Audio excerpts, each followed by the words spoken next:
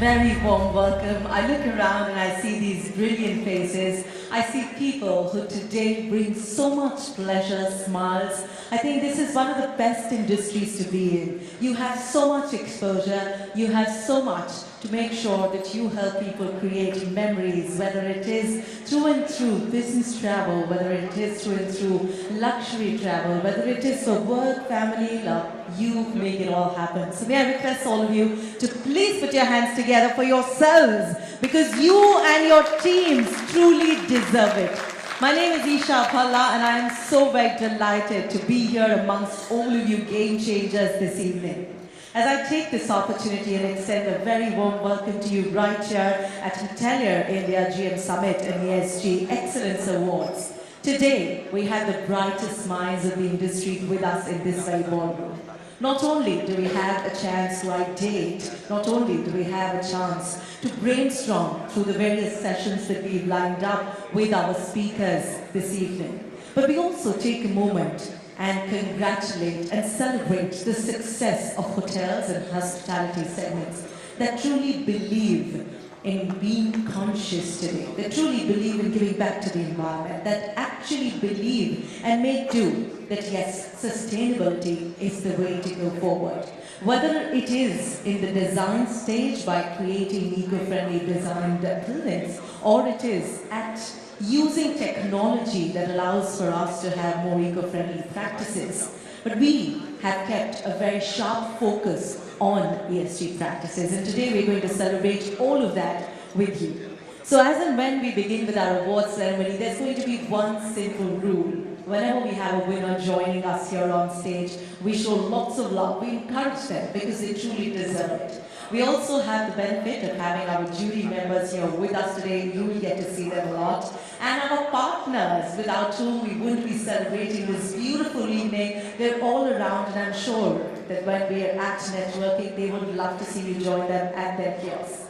To make sure I get an opportunity to thank them for partnering with us, for trusting us, I'd like to take a moment and thank each of them right here. May I thank our HVAC partners, Blue Star, our design partner, Merino, our trusted laundry solution partners, QuickClean Solutions. I'd also like to thank our category partner, Matrix Fitness, our luxury mobility partner, BMW Infinity Cars, our exhibit partner, WANG Hospitality Equipment. May I take a moment and thank the fabulous team who are our knowledge partners and helped us put together this wonderful segment today. I'd like to thank the People Network, and of course, we're enjoying the wonderful hospitality by our host hotel, JW Marriott Sahar Mumbai. Let's hear a round of applause for the wonderful team around. I promise you they're going to make this evening such a spectacular one. And of course, we bring to you this fabulous initiative by the entire brilliant team of ITP Media. So a round of applause for the team that have worked day in and day night to make sure that this is an evening for you all to enjoy. And now to really set the tone for this evening, to share with us what is it that we can look up to, I'm about to welcome on stage a leader who believes in striving for excellence. A leader who believes that whichever segment you're in, give it your very best. Take it forward, be a part of the team and lead it with the best. May I request all of you to please put your hands together as I welcome Mr. Rahul Sequeira, Managing Director, ITP Media India. A round of applause as he joins us to welcome all of you right here. Good evening, everyone, and welcome to this fabulous event that we hosted. The GM Summit and ESG Excellence Awards. We celebrate today champions of sustainability and creators of good business practices. We at Hotelier India always pride ourselves in showcasing the best talent when it comes to content or when it comes to creating that impactful audience that we have to cater to. Hotelier India has always been at the forefront and has always been the pulse of this industry. We take great pride in curating events like these which showcase our potential in the hospitality space. The role of general managers today have evolved. They're not just operational or guest experiences. They truly have become brand custodians. People who have been innovators, people who basically thrive and basically build on our ESG summits, right? We are the true custodians of pushing sustainability across the board. And when we look at a platform like this, we build good content, we build networking opportunities, we build content that we can share and best practices across our industries. So as Isha rightly said, as we celebrate our award winners, it's also important to have great conversations, great decision makers that will give you insights on how we can take our hospitality practices to the next level. So firstly, I would like to thank our esteemed panelists for taking the time off, and our speakers for taking the time off and imparting their knowledge with everyone. I'd also like to thank our partners without whom we would not be able to host such a great event. And of course, I'd like to thank the team at ITP. Vibor for conceptualizing this event, Vinodni, our fabulous editor, and our commercial director, Sheetal. It's truly an honor to have all of you here. We do 8 B2B segments, and we have a new property in the likes of Masala. Let's hear a round of applause and thank you for being our partners in this success. Thank you so much, Mr. Samira, for welcoming us all, setting the tone for what we can look forward to, and also for showcasing to us how our team has truly become a cornerstone of the industry in so many sectors. Thank you so very much for that. Well, up next, to really shed a lot more light on what is it that we can look forward to today, I'm about to invite on stage a leader who is really a noted figure in the hospitality sector. He steers the ship of Hotelier India, and he's someone who's so very aware of the various trends, the way the industry is going. So who better than him to share more on this? A round of applause as I have the pleasure of welcoming Mr. Vibor Srivastava, Managing Director, Events and Conferences, ITP Media. A round of applause as he joins us on stage, please. Good evening, ladies and gentlemen. What a pleasure to see a hall full to its capacity. It's always great to be in this iconic hotel. But let me tell you, we reach here to a lot of partnership and collaboration. And before I really dwell for the evening to talk about the GM Summit and other things that have contributed and who all played an incredible and pivotal role to make us reach here, let me first get our General Manager, our host hotel, JW Marriott, Kunal Chauhan. Give him a huge round of applause as he walks on the stage. Kunal. A big thank you. And a big thank you for being here, ladies and gentlemen. This is the second edition of the General Manager Summit and ESG Awards at our hotel. And we're tremendously privileged that all of you could join us today. I first of all like to say a big ditto to everything Rahul said. I think that's what has really made the events and ITP's contribution to the industry valuable. We've been tremendously joyed for the recognition that ITP has provided to the unsung heroes of this hotel fraternity. And I'm really proud that we've been associated for many, many years. And it's truly the right publication to throw lights and have these meaningful, insightful conversations for all the upcoming general managers and hoteliers and the industry for tomorrow, while at the same time highlighting everything brilliant about the industry. It's truly a trend-setting magazine, and it's been with us for a very, very long time. I would be amiss if I did not thank Chalet Hotels, which is one company which has kind of displayed over time that business acumen and sustainability can run hand in hand, while securing some very lofty goals and ambitious targets, and actually committing to our investors over time. They've done a phenomenal job, whether it's an RE100, EV100, or a net zero target by 2040. So tremendous. Please, thank you very much. Our Marriott International, with its SERV 360, has been tremendously contributing to environment and social well-being around us, and that's what makes this forum so special to us. I would be amiss if I did not take a moment to thank ITB team, who's always worked diligently to make these events super successful. My own hotel team, which has always contributed to full enthusiasm towards all our initiatives. So big thank you to everyone around. Last but not the least, Mr. Vibor. He is one man whose connection throughout the industry he's been the thread towards the spur of the entire hospitality industry. He's kept us all together. He's brought us all together on important issues, set the agenda and direction that the industry needs to take. So we really, really appreciate it. And he's been a kind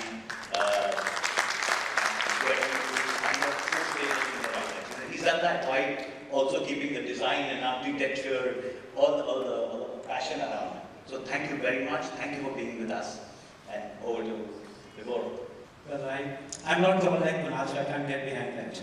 You know, it's been an incredible journey. The last slide said, you know, the number one. We're obsessed. Like in the hospitality industry, I was just chatting with my friend JW Marriott, the man who churns, the man who does the, you know, by the door. And he said, you know, today this industry is really at the top. There's the signs of the hotel, the new rooms are coming, you're getting the toppest ADR, average room rate. You talk anything, we are right up there. But it's somewhere at the heart of it. We are building hotels, we are building these iconic hotels. But who's running the show? It is your general managers. You know, GM Summit happened because of one virtue. You know, they are the people, they are the bedrock of the success to run these properties. And I was talking to Kunal on a friendly chat. He said they are the cultural custodian of the hotel. They are the leaders, and they have two very important aspects. One, to run the culture of the organization, and second, and most important, is to make sure the people who work with them as one cohesive force to deliver the ultimate objective. And the ultimate objective is to give their guests that incredible, immersive experience and to get them back and back again. Ladies and gentlemen, Hotelier India is so proud to be and as part of this success together. And we remain skillful, we remain neutral, we remain credible, and we created and co-created these meaningful platforms which allows knowledge sharing at the highest level. You know, we was talking to my friend Natwar, I can't see him here, but I'm sure he's here somewhere, and Ambika. A couple of years back, when we were doing this GM Summit, I said, what is one thing that we need to do to create that differentiation, to behave like a leader, you need to do first. And that gave birth to ESG. A couple of years back, this industry, Ambika, was just not talking about ESG. And thanks to Natwar and Ambika and also lots of people, ESG is here. We were talking a couple of years back about green and sustainability. They are no longer a fact, but a reality today for every owner, every operator, everybody who contributes to this industry. You're not going to really fake around. There are people, there are guests, there are discerning guests. They're going to listen, they will feel their experience, and they will come back to you. So ladies and gentlemen, that gave birth to ESG. And tonight, you will see a lot of hotels who've done incredible body of work and be worthy of all the accolades that they deserve. I can go on talking, but I am told by my team here that we have three very incredible panel discussions, some amazing prolific speakers who are going to fathom and unfathom and talk to us and enlighten us that what this industry holds for us today. Nothing is possible unless you have great partnership. And that partnership came in form of these incredible brands who also, in many, many ways, if you look at BMW, they are highly on ESG compliance. If you look into the market share in the electric vehicle, it is in India about 22%. Look at Merino, they have incredible product range. Look at QuickClean, WANG, everybody in this room at Blue Star. These are energy guzzlers in HVAC, but they are also listening to you, hotel owners, and the operator. So such has been the great partnership. I think we're up for a great evening. Like you, I'm here also to learn. But for me, I think we must give a huge round of applause to people and all the general managers in the room and everybody watching this. Let's hear for all our general managers. You truly deserve everything and much more beyond this. May I ask you, and I'm also up here to bring the importance of GM, a very small, PPT file can be just played here.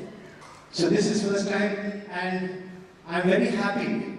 We have our global MD right behind, Mr. Martin Chambers right behind. Give him a huge round of applause. He took time out right at the back. Thank you, Martin, for making this so special by joining us here this evening. And also take this moment to tell you we are launching the GM Awards.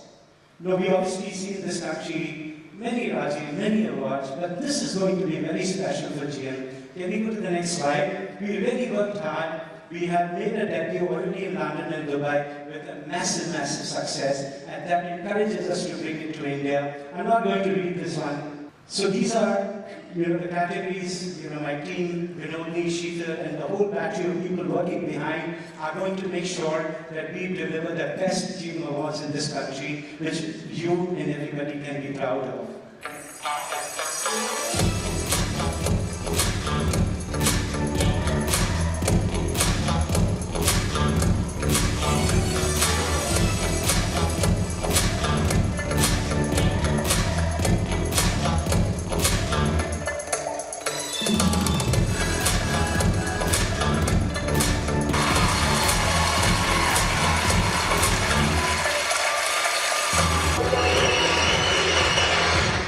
That's a quick one that we did, very recently in Dubai, and now we are very excited to bring it to India as well. And thank you for coming again, and I look forward, participation coming across, the length and breadth of this country. Thank you very much, and thank you for making it so special. Thank you again. Show some love and extend a very warm welcome. Thank you, Ms. Martin Chambers, our Global Managing Director, ITV Media Group, for being here. You're going to see him on stage a little later. We'll be welcoming him here. But for now, as we take a moment and thank him, I would like to share with all of you that today, before we begin with the awards segment, we have three very, very interesting panel discussions that's going to shed light on subjects that are a concern for all of us. We're going to brainstorm on it. We're going to take this moment to really converse, ideate together. How is it that we can talk about the solutions? And as we get set to welcome our esteemed panelists here on stage, I would like to share with all of you that this event is live on YouTube. So feel free to share the link with your team members, spread the word, create a buzz on the social media, and do remember to tag us. Well, we're all set to bring to you our first panel discussion, the area head panel discussion that's going to talk about the GM's playbook. How is it that we can work on the strategies? How is it that we can operate? And how is it that we can continue to innovate? Our set of speakers are going to talk about just that and a lot more. So with great pleasure, may I invite on stage Mr. Damon Matthews, a Senior Vice President, Operations, Trident Hotels, and General Manager, Trident Brand Rockilla. A round of applause. I'd like to request all our panelists to take a seat as well as the images in the backdrop. Such a pleasure to have amongst us Ms. Kanika Arjun, Senior Regional Director of Operations, South Asia Limited. May I request all of you to please put your hands together and extend a warm welcome. May I present to you Ms. Montreal, General Manager, Taj Zen Mumbai. Warm welcome. May I request Mr. Rajiv Kapoor, General Manager, Fairmont Mumbai, to please join us.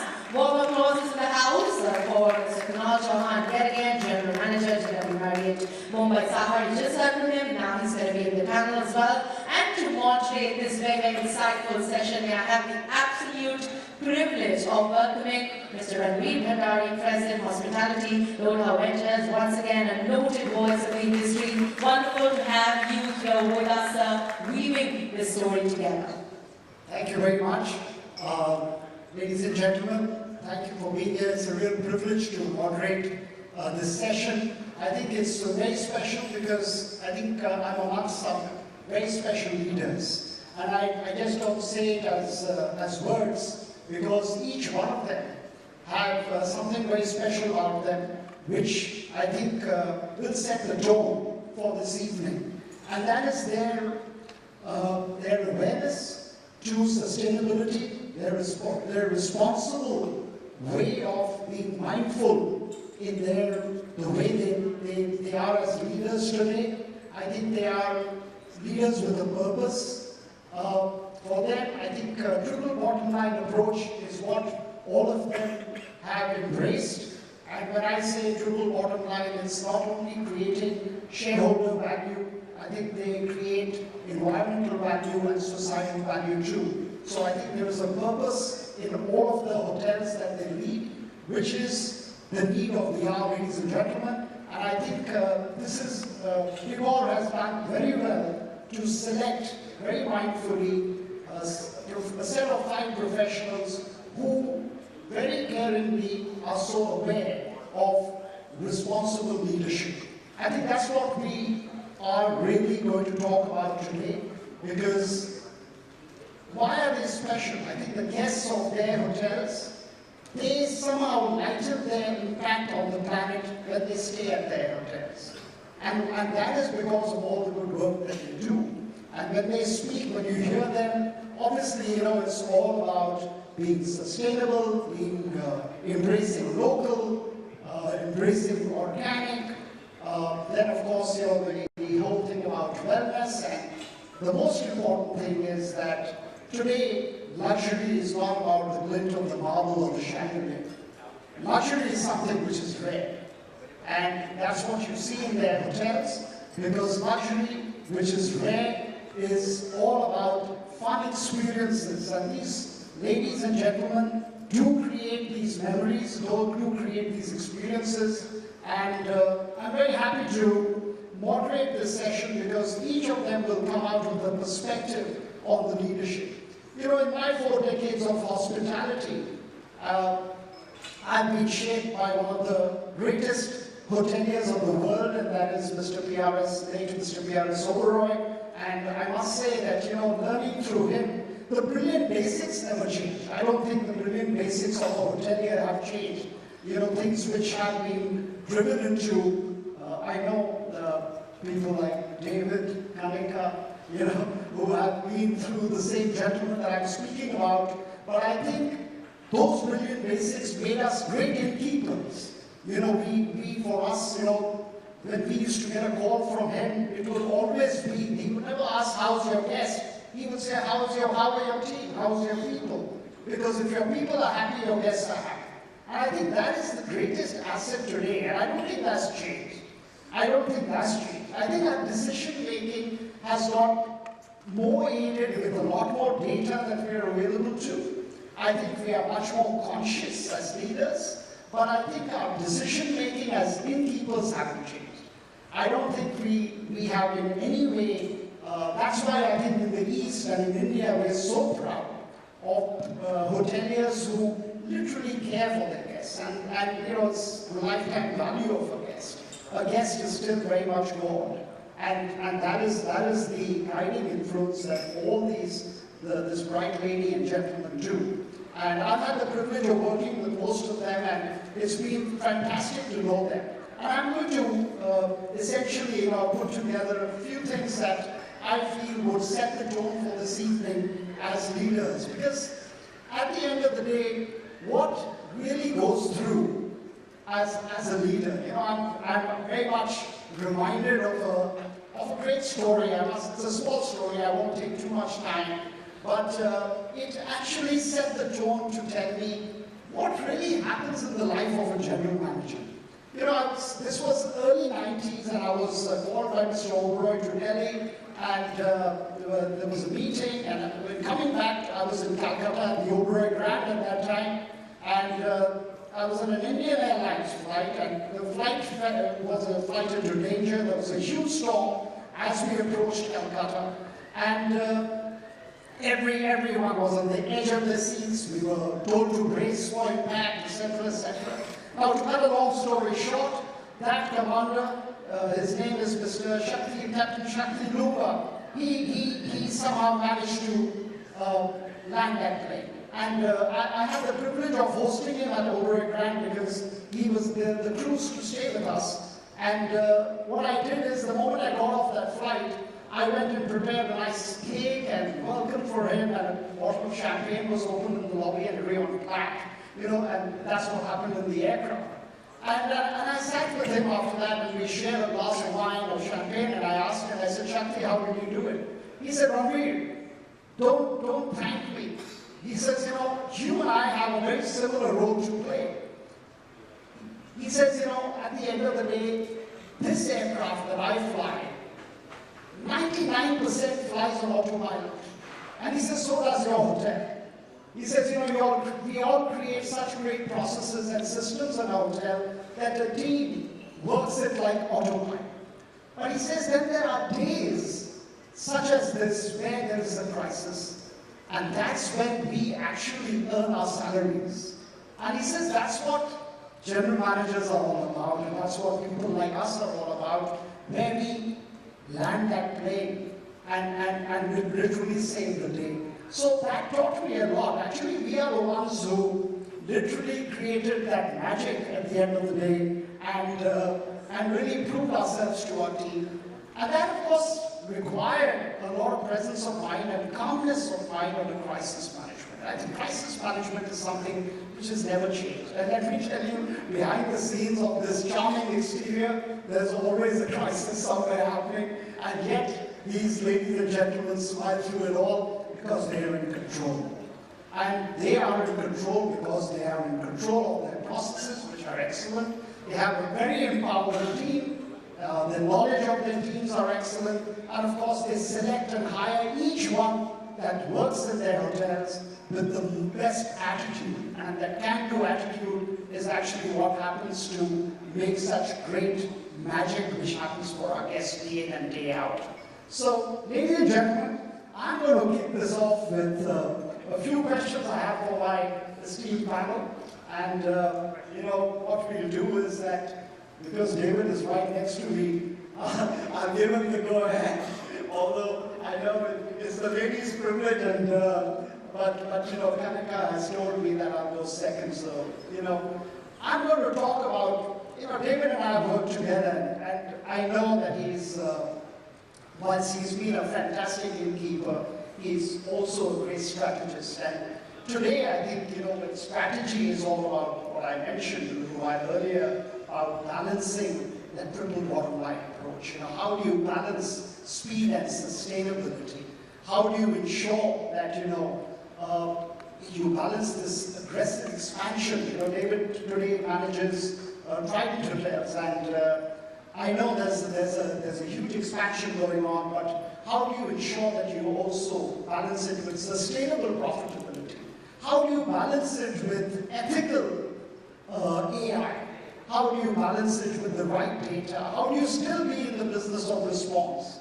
And what are those normal financial KPIs that he's continuously striving to look at now? What is that silver bullet that he would like to impart with us today, which can effectively implement a revenue boost?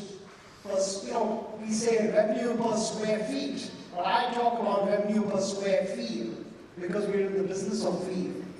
And what are those strategies that he adopts in his hotels that guide him to ensure that if there are these little blips in the environment, whether there are downturns or there could be a calamity or certain external disruptions like a pandemic, what is it that we do to optimize our costs and of course use economies of scale and synergy, etc., etc. So over to you, David, and tell us a little bit about what you feel in your day-to-day as an area general manager, as the head of Trident Hotels, that you adopt for moving your hotels forward in the right direction.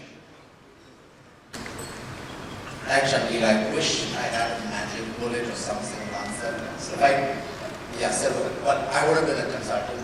I'd be earning a lot more than I currently earn. But I think for me it's very simple. It's the people.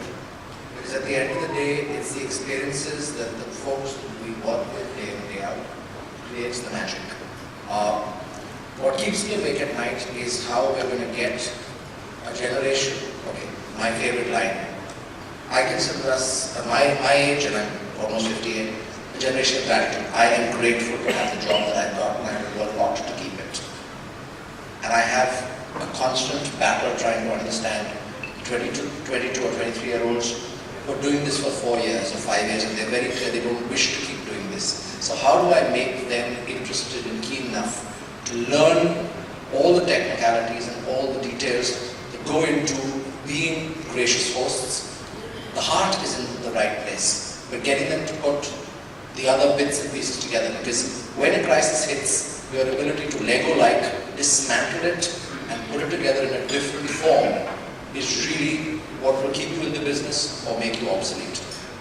With the way customers are constantly changing, what are our guests of who are future guests of 2030, 2035, very different set of asks. The things that will matter to them and the things that will help them make purchasing choices are not necessarily the most important things today. So how do we get our teams to keep sensing that, figuring that out and working with us? Because at the end of the day, for me, every day they are my eyes and ears.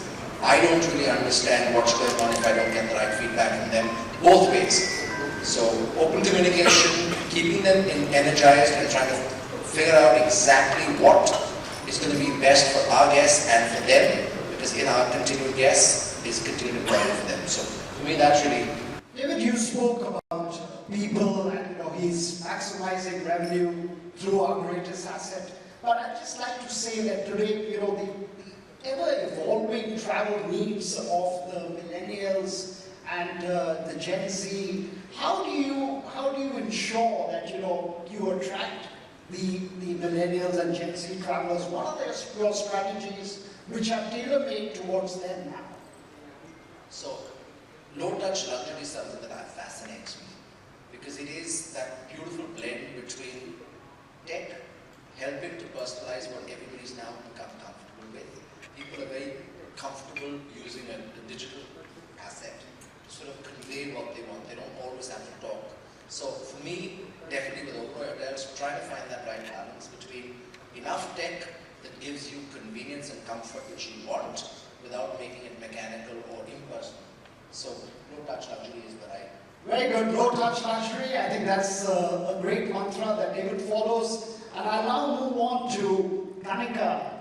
Kanika, I had the privilege of working in the 90s, and it was always fantastic working with this bright mind, and I think she's done fantastic in the hotelier arena, and today she's a great leader. And I would like to understand Kanika as a mentor, as a coach, as a facilitator. How has your role evolved in ensuring that you recognize high potential talent, and how do you retain them? How do you keep them constantly motivated? How do you keep them engaged with a low attrition rate? How do you ensure that today we upskill and innovate in our training? I think that's really important, so that people are able to align and adapt to the ever-changing customer needs and the ever-changing behavioral patterns and the ever-changing exposure that the world throws back at us. And how important is cross-functional collaboration in driving operational efficiency? So thank you, Mr. Bhandari. Firstly, pleasure to be here. Thank you, Vipur and team, for having us all here. Talking about mentorship and coaching, I think one of the biggest challenges which I think keeps most hoteliers up at night is where's the new talent coming from. What are we doing differently to keep this industry, which has been so human-centric, people-specific, going? AI will come, but with that human touch, that smile, that warmth, that hug, that smile of recognition, or that step forward to shake hands, will it really be replaced by a robo? I truly don't believe that. So talent is that future which we all want to own, we want to grow. I'm personally involved, as you're aware, Mr. Bhandari, with some women coaching and mentoring and initiatives. But on the job, I think we have a lot of young men and women who are excited to be there but don't really see that long-term future. In fact, today I had a question with one of my colleagues at one of the hotels here who said, what is in it for us? We are the generation which is very different from yours. And I truly believe this industry is for the future, for that generation too. We are an industry which is so conscious of the generation. I'm talking about our millennials, Gen Zs, very conscious about the environment, very conscious about equity, very conscious about equality. And that is what this industry is all about. This is also an industry which gives a lot to people who have that kind of attitude, as you rightfully put it. So it's for us as mentors, as leaders of today, to hone that skill for tomorrow by giving them that opportunity and sometimes investing more than they believe in themselves.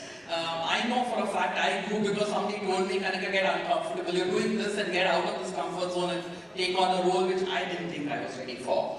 But it's putting that same belief into someone else. It's about empowerment. I think we all do it. But empowerment is also about saying, this is my project, but this is now yours.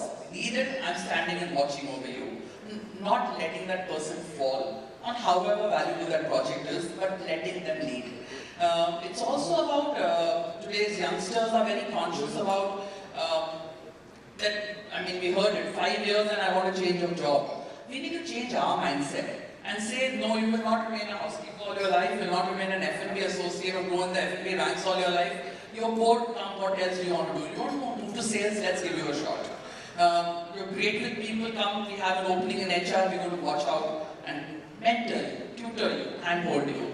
It is about talent is talent, and if the attitude is right, I think, and learning is an everyday job for all of us, even at this level. If we enable that opportunity for people, I don't think we will have a dearth of talent. It is also about us looking differently at the people we have on our shop floors, about giving them that opportunity to take on something bigger than their boots. And that is what will build pride and enable so many others to fly. Oh, thank you. I think, leaders like Kanika create an environment which is warm, sincere and caring, and I think it's all about inclusive leadership, which has evolved over the years. In the 80s, I remember there were leaders who were like a banyan tree. They would never allow anything to grow under it. But today, I think the leaders are more about ensuring that they feel really proud to actually see people who they've groomed grow forward and overtake them and create some magic in our beautiful arena of hospitality. So thank you for that, Kanika. I'm going to go to Monsieur Moncrief, and we are going to talk about risk management and ethical leadership. I think what is very important in ESG is, of course, about compliances and governance. And how do you navigate compliance with the boards, with the owners, with the investors in this triple bottom line approach that I spoke? How do you proactively manage regulatory risks? They're constantly changing. Every year we are directed by regulators for a certain part that we need to adapt to. And there are certain government policies that significantly impact us in our day-to-day workings. How do you ensure that, how do you strategize where you build a relationship which is strong enough with your investors so that there is a trust for you to proactively put forth all your ideation? And what are the challenges that you face in meeting these ESG and statutory compliances that today and tomorrow have in front of us? Thank you for that. And I don't think it's as much a challenge. We've spoken about this repeatedly. But sustainability and ESG today is a common platform for everybody, be it investors, be it regulators, be it hotel owners, operators, etc. Because you're borrowing time from the next generation. That's the way I look at it. And I think everybody does that too. So ESG is essential. It's a buzzword these days, if you look at it in that perspective. Or if you look at it as a responsible corporate citizen, I think a lot of us have been doing a lot of work around ESG even before it became such a hot topic of discussion. We always operate within the community. We're responsible for the community and to the community. So the more that we work towards minimizing the impact on your carbon footprint or whatever else have you, that's better for the future. So it's very simple, and there's a lot of cost efficiencies also that come out.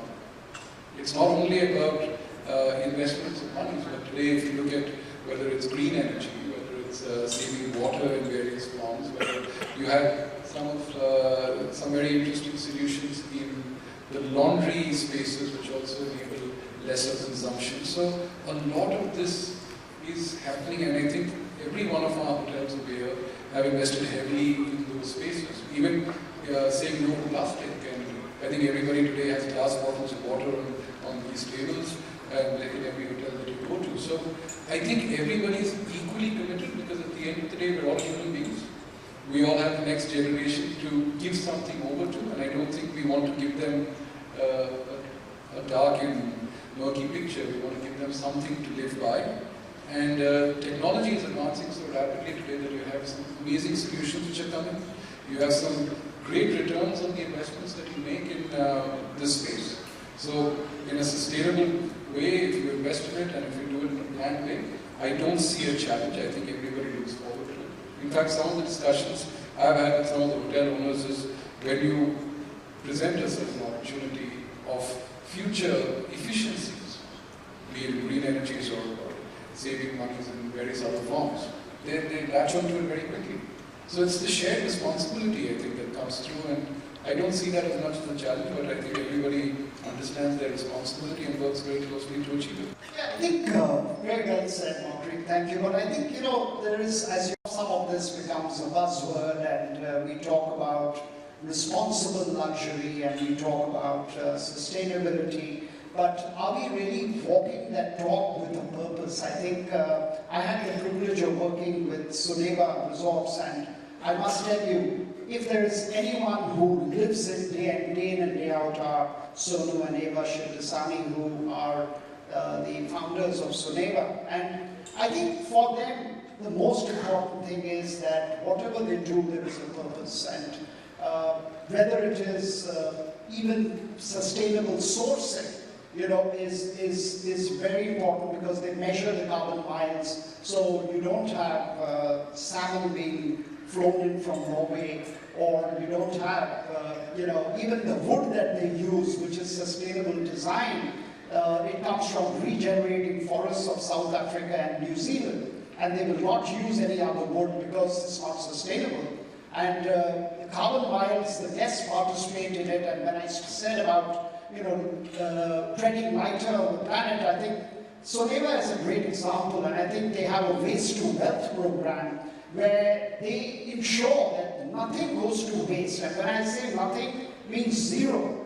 There is no waste in those islands, because everything is converted in their eco-centro into wealth.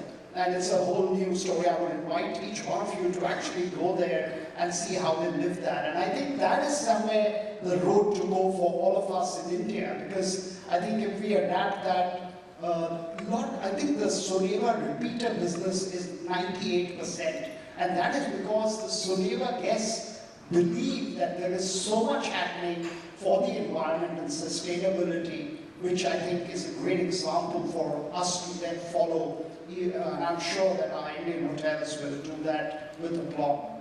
Thank you so much. And I'm going to now go to Rajiv, who is a fantastic innkeeper, but I want to know, what does he believe about the digital concierge, and how is ethical AI? I mean, today, of course, we all use so much data,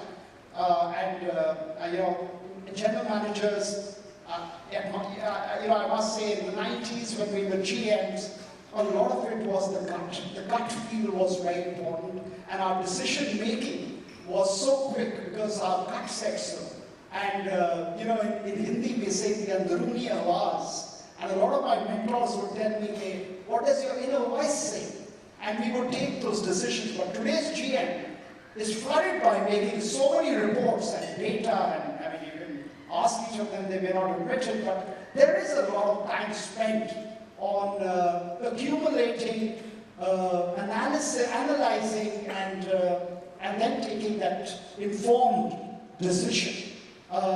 Sometimes I think it's very right, but then the time aspect, the turnaround time, which we are in the business of response, sometimes suffers. So, Rajiv, coming to AI and how it assists you with your decision making of being one of the most wonderful hosts in the hospitality business, what is your take on it?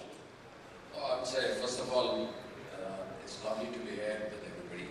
And the world is changing, and with technology and AI, there are so many tools available now to facilitate us to really look after guests with their needs.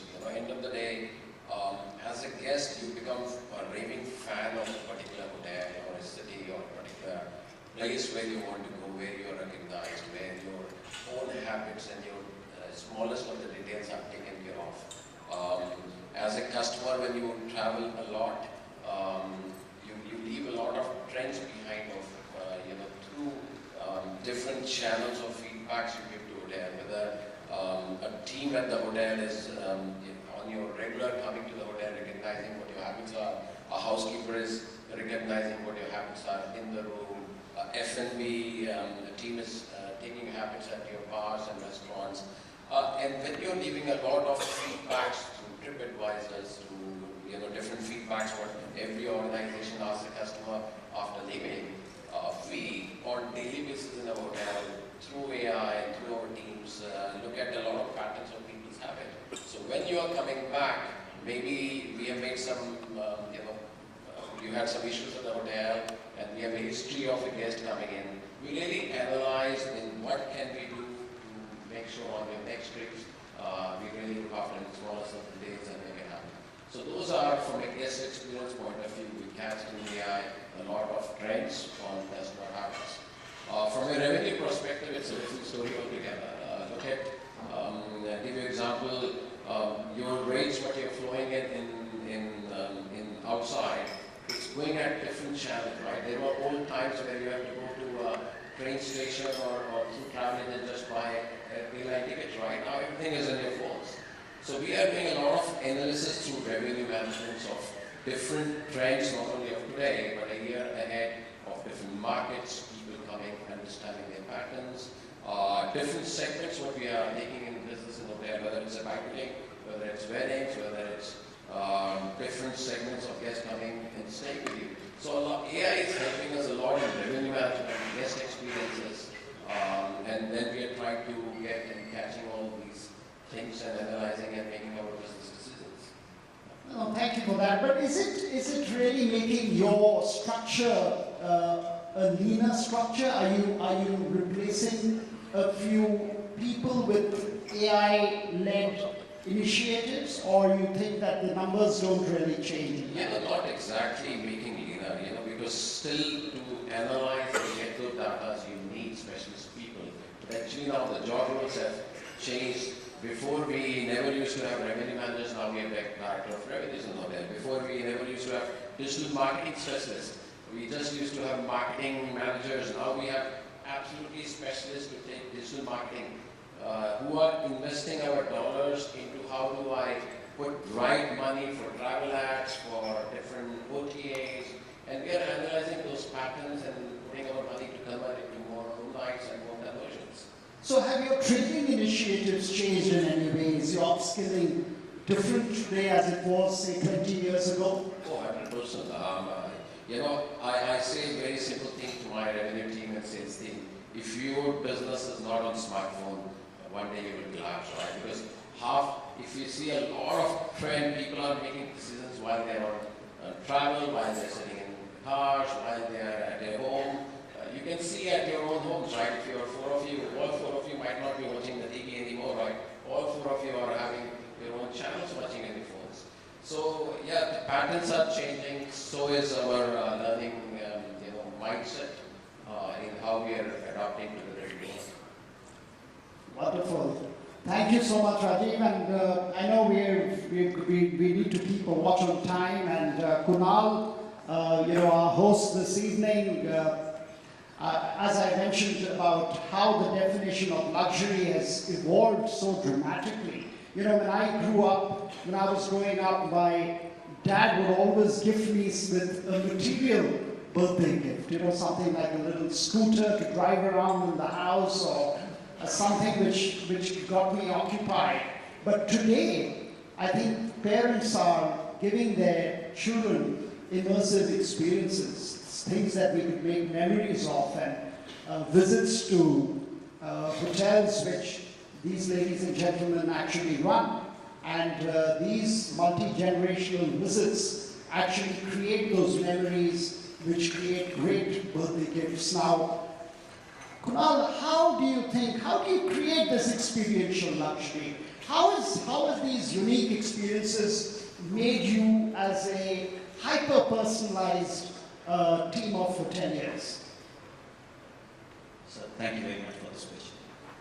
Before I start giving the answer to this question, I would like to point out, I come from the same school of hotelier where Mr. Bhandari, Kanika and Mr. David comes from. And he forgot me because I'm the next generation, so I want to change that answer a bit. Because I think somewhere, as much as we talk about experiences being the driving force for luxury travel, I think it is very true, very important. But I feel different. I feel differently because I think more than experiences, I think a matter of choice is the most luxurious item today. I want to choose whether I want human contact or not. I want to choose whether I want efficiency at front desk or I want somebody taking me to room, explaining the same room to me in every hotel when I stay 250 nights in a hotel. Right? So I think choice is what matters. And I must say this, that from a marriage point of view today, with the plethora of brands we have and the huge amount of convoy, I think that travelers today choose what brand appeals to them. And I think there is a tremendous amount of graduation which happens there. Right? You might enter it from a Moxie, right, which is cool, suits your style, does a lot on no human contact. You graduate to another brand, you come to a JW, you get to a St. Regis, you get to a Ritz-Carlton, or you stick with what your style is. Right? So I think choice is the most important element of luxury that we are offering our customers today. As much as we use technology, our customer will always have a choice whether he wants an in-room dining tomorrow with human contact or he would just like it delivered without the frills of opening the trolley, taking the food out. And that I think is the most important definitely. So very important is to understand the need of the customer and offer these plethora of choices. Experiences, local flavor, gourmet journeys. And I remember this conversation from a very long time back. You know that whole thing of a cafe buffet, having 4 types of cereals. Cereal is such a personal thing, right? You eat X kind of a Fruit Loop at your home. And when you're traveling, you want your Fruit Loop. You don't care about granola, cornflakes. Because if you're going to a 5-star hotel and going for a cereal, you don't care about, you want comfort. And these kind of choices need to be coming in. So I think we are reinventing each day. We are thinking of fresh about what we want, what our customers want. And I find something very fascinating what Rajiv said about revenue management distribution. They're great examples. Because you know our choices of distribution and marketing, when I began, were certain ads, traveling to multiple travel agents all over the world and trying to tell them about your hotel in X location, right? Today, through one channel, you connect to thousands around the world, right? If you don't tell the right story, you're missing the boat. And I think storytelling depends a lot. If I told the Soneva story at JW Sahar, Mumbai, right, I don't think I'm going to have 99% repeat client there. And I think that's very important to understand. On our manpower, I think it's a criminal waste. Today, especially compliance is non-negotiable. Financial diligence is a non-negotiable. We don't have the luxury, we don't have the choice, and the kind of pressures we work, right?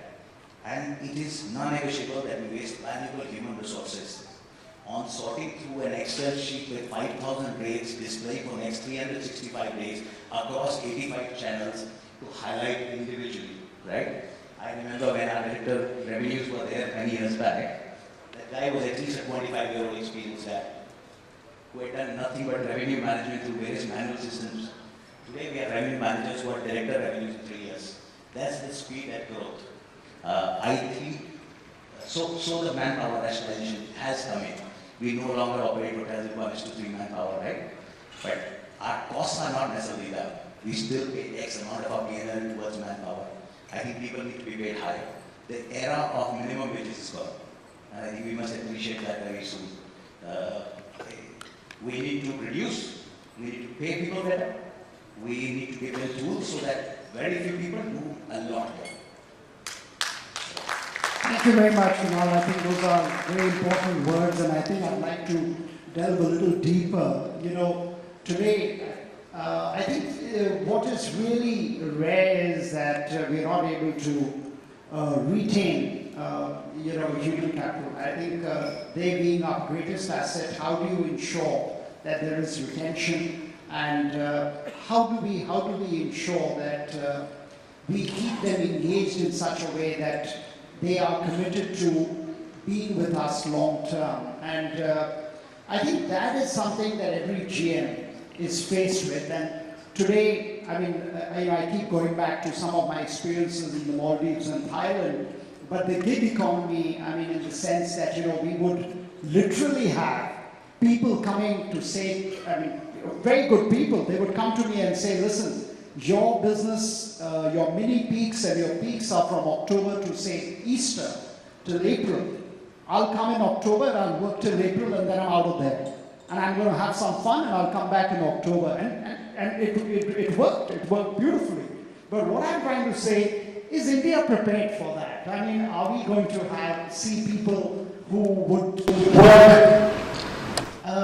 work from home, or work October to April, which is more to do with our aligned with our peaks and mini peaks, etc.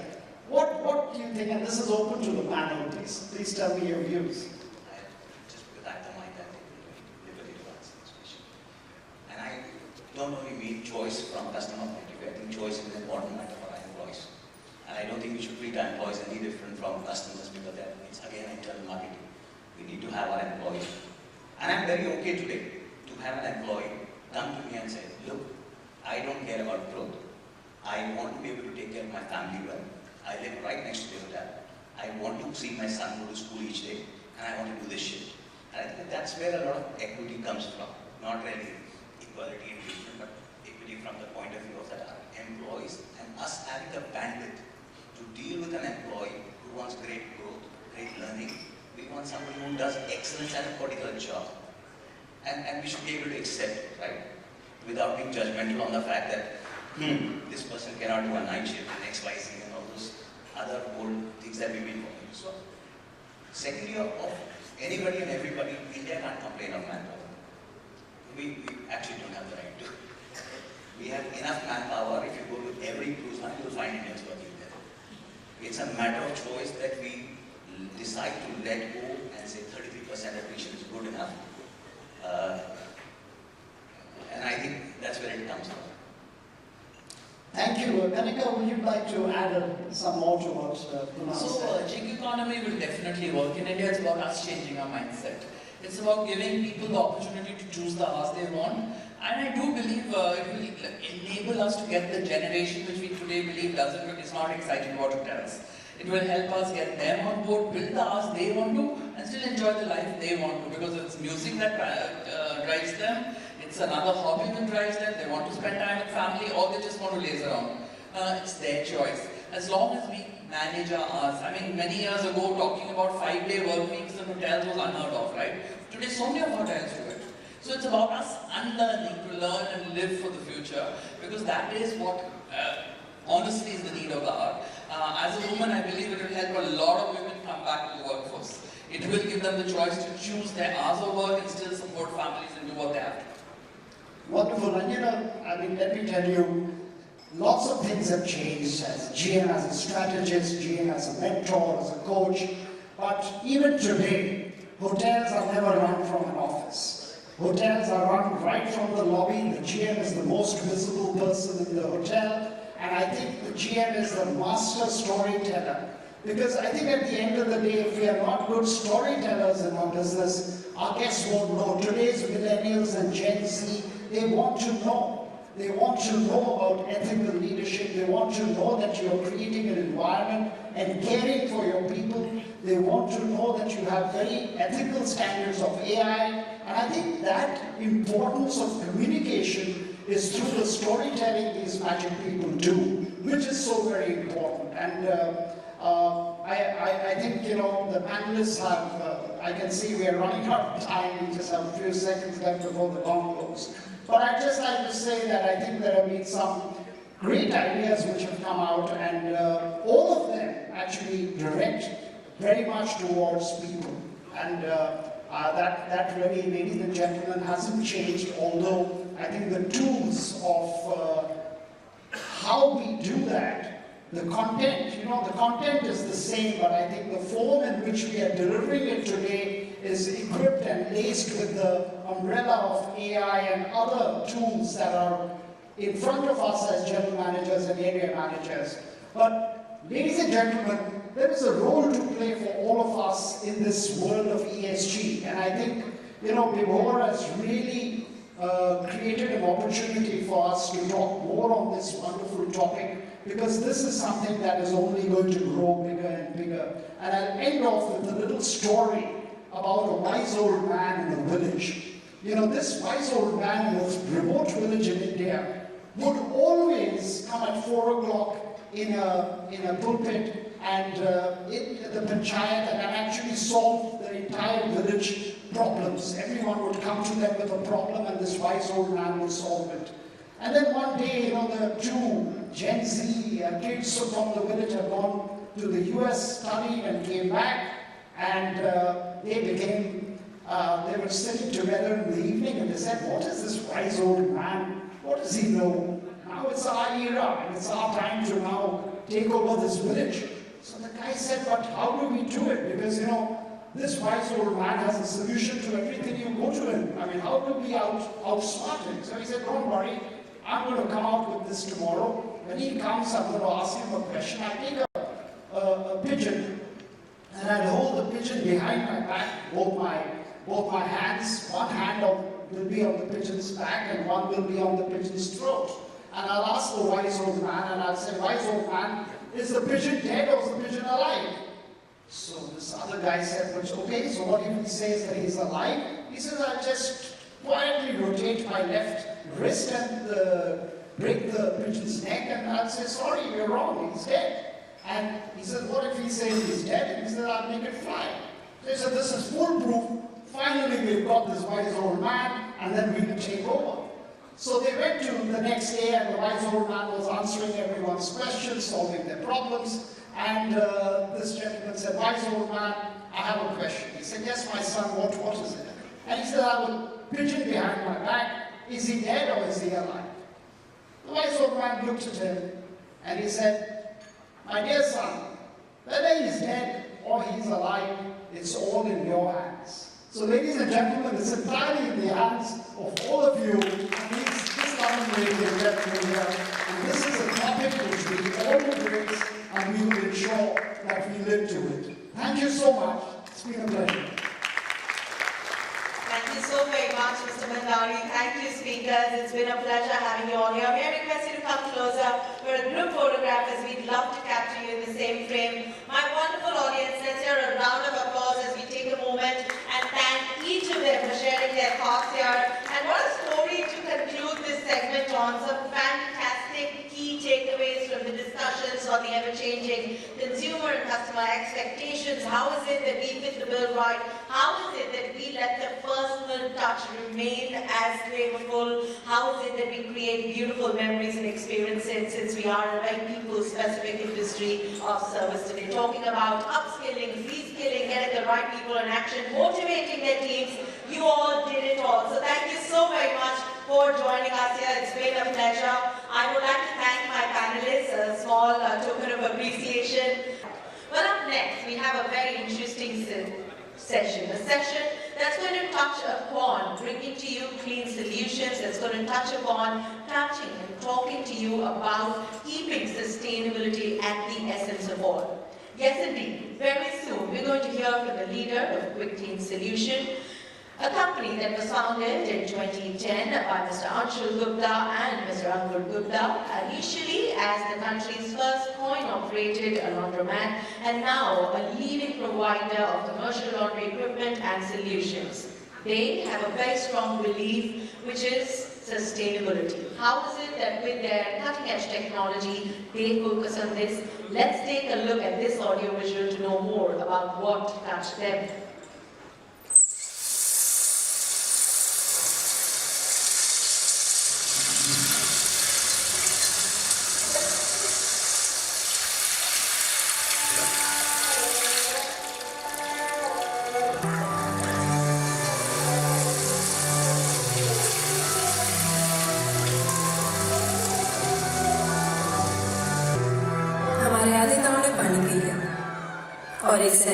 बनाना अभी खत्म ना हुआ। A very touching video, and I hope this stirred emotions in all of you, like it did in us. A round of applause for the thought, and now maybe as conscious organizations, as conscious citizens, we're going to reevaluate that shot. But to talk about how they are reevaluating and revolutionizing laundry services, may I have the absolute delight of welcoming a wonderful leader amongst us all. Let's hear a round of applause for Mr. Anshul Gupta, CEO, QuickClean Solutions. A round of applause as he joins us on stage to tell us more about how we can make the right choices and at the same time bring out the best of laundry services. Good evening, everyone. I think the last video showed us that the acute water shortage in India is no longer a looming crisis. It's a real harsh reality which we are facing today. So after, in the last session we all saw, we talked about AI, we talked about technology, we talked about revenue generation, we talked about what innovation is happening. Now I would like to bring your focus to a very non-glamorous, but I think a very core and integral part of our customer guest experience, which is linen management. So if we all look at some stats that our hospitality industry in India consumes almost 1 billion liters of water every day. While we all are adopting various practices, we are trying to look at avenues, how we can save water, what potential we have. But I think today what I really saw as a frequent traveler, a play card kept next to our beds, a linen reuse program, I think which every hotel has adopted as part of the sustainability programs. But I think this is something which was launched by Intercontinental in 1990, almost 35 years back. But as did we move on? Have we explored more potential avenues in linen management, how we can actually save water? So I'll take this opportunity today on this platform to highlight how much of water consumption plays a role in a hotel, and in laundry, what is the real potential. So typically, if you look at linen management, while we know it's non-glamorous, a very non-important part of daily routine, but it's very critical to a guest experience. And we know that if for one day our laundry is not operational, we can't invite a new guest, we can't actually offer a guest experience. But if you look at this number, because we never looked at how much revenue amount of money we spend per occupied room, and it's actually less than 1.5% of your ADRs which we do today.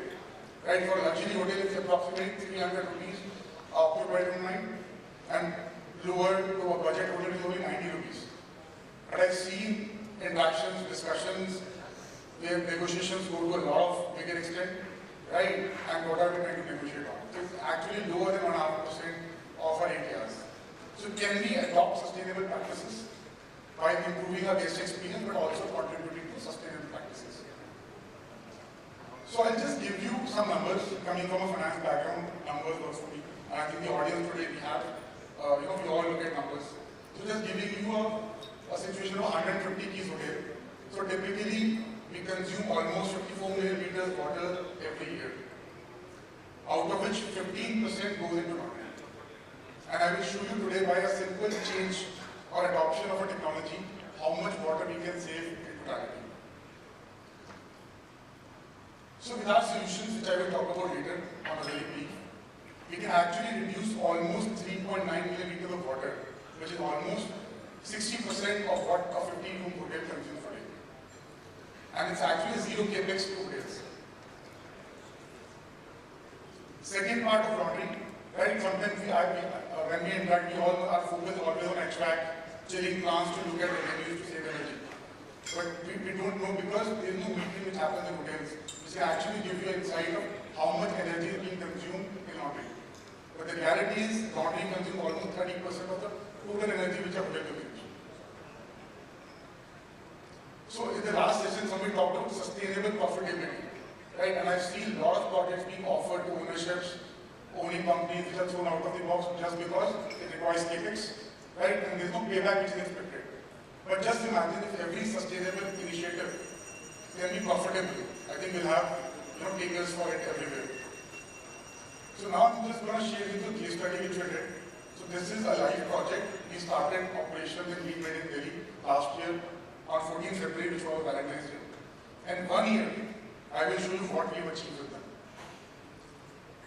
So before we started, they were actually consuming almost 24.7 million liters of water on an annual basis. And last 1 year, we reduced down 13.6 million liters of water. Just with a small adoption, a small thought change, and few tips. Not a single penny spent by the owning or the hotel. This water saved can actually sustain 350 villages for a day. That's the kind of impact just one hotel of 150 keys can make. Energy. So from almost 946,000 AWH, we reduced 79% of energy, which could power 10,000 villages. Just imagine, we talked about ESG, we talked about sustainability. Just can we do real impacts? And just looking at and optimizing one aspect of our operations, how much bigger impact we can make. PNG, which was the main source of energy. So we reduced almost 66% in PNG consumption, which would actually fuel kitchens of 19,000 villages. So these are real impactful numbers and real change which can be made. As QuickClean, so far, we have saved almost 450 million liters of water, 110 million kgs of carbon emissions. And that's where sustainability is very core to what we do at QuickClean. A brief on our solutions, like I said, we have zero capex models. We have solutions where we do in rental. We have turnkey projects which we can offer. Currently, we operate in almost 36 cities and we over 120 hotel and hospital cleaning management operations. Working with every major brand, Marriott, Taj, Accor, Hilton. We're working with almost every global chain. Even in healthcare, we've been revolutionizing the healthcare offering, working with top and the biggest hospitality healthcare chains. Also, we represent 11 international brands, from Electros Professional to Jensen, which actually this is a technology which we integrate to be able to achieve these savings. Just a small AV to show you what we do at QuickClean, what we've achieved so far. Imagine a world where your laundry worries are a thing of the past. Welcome to QuickClean, your ultimate partner in commercial laundry solutions. Now more than ever, achieving a sustainable future is a matter of choices.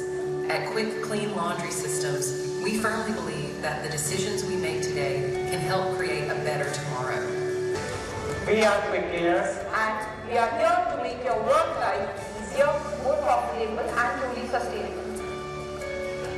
So guys, I think as industry leaders, we just can't be bystanders, right? It's high time we take impactful decisions and make it happen. So please reach out to us. At QuickClean, we can offer you a zero capex model. There is no investment from today or the management partner. We can achieve these savings and actually make a big impact. Thank you so much. Thank you so very much, Mr. Gupta, for sharing your thoughts here with us and how you and your team at QuickClean can offer the very best, and not just offering the best solution, but also providing it, keeping consciousness and sustainability in mind. Wonderful to have you here. He, along with his team, will be around to join them, take these conversations forward during the networking breaks a little later. I know that a lot of our team members, a lot of our audience members are in the pre-function area, so I'd like to request them to please join us inside. May I request the team to please set the stage up for the next session. I would like to share with all of you that we have two very, very interesting panel discussions lined up ahead of us. So let's use this time to learn together. Let's use this time to create some fantastic thoughts together. Those of my guests that are still in the pre-function area, may I please humbly remind you all to join us back inside the hall and enjoy the sessions that we've put together for you.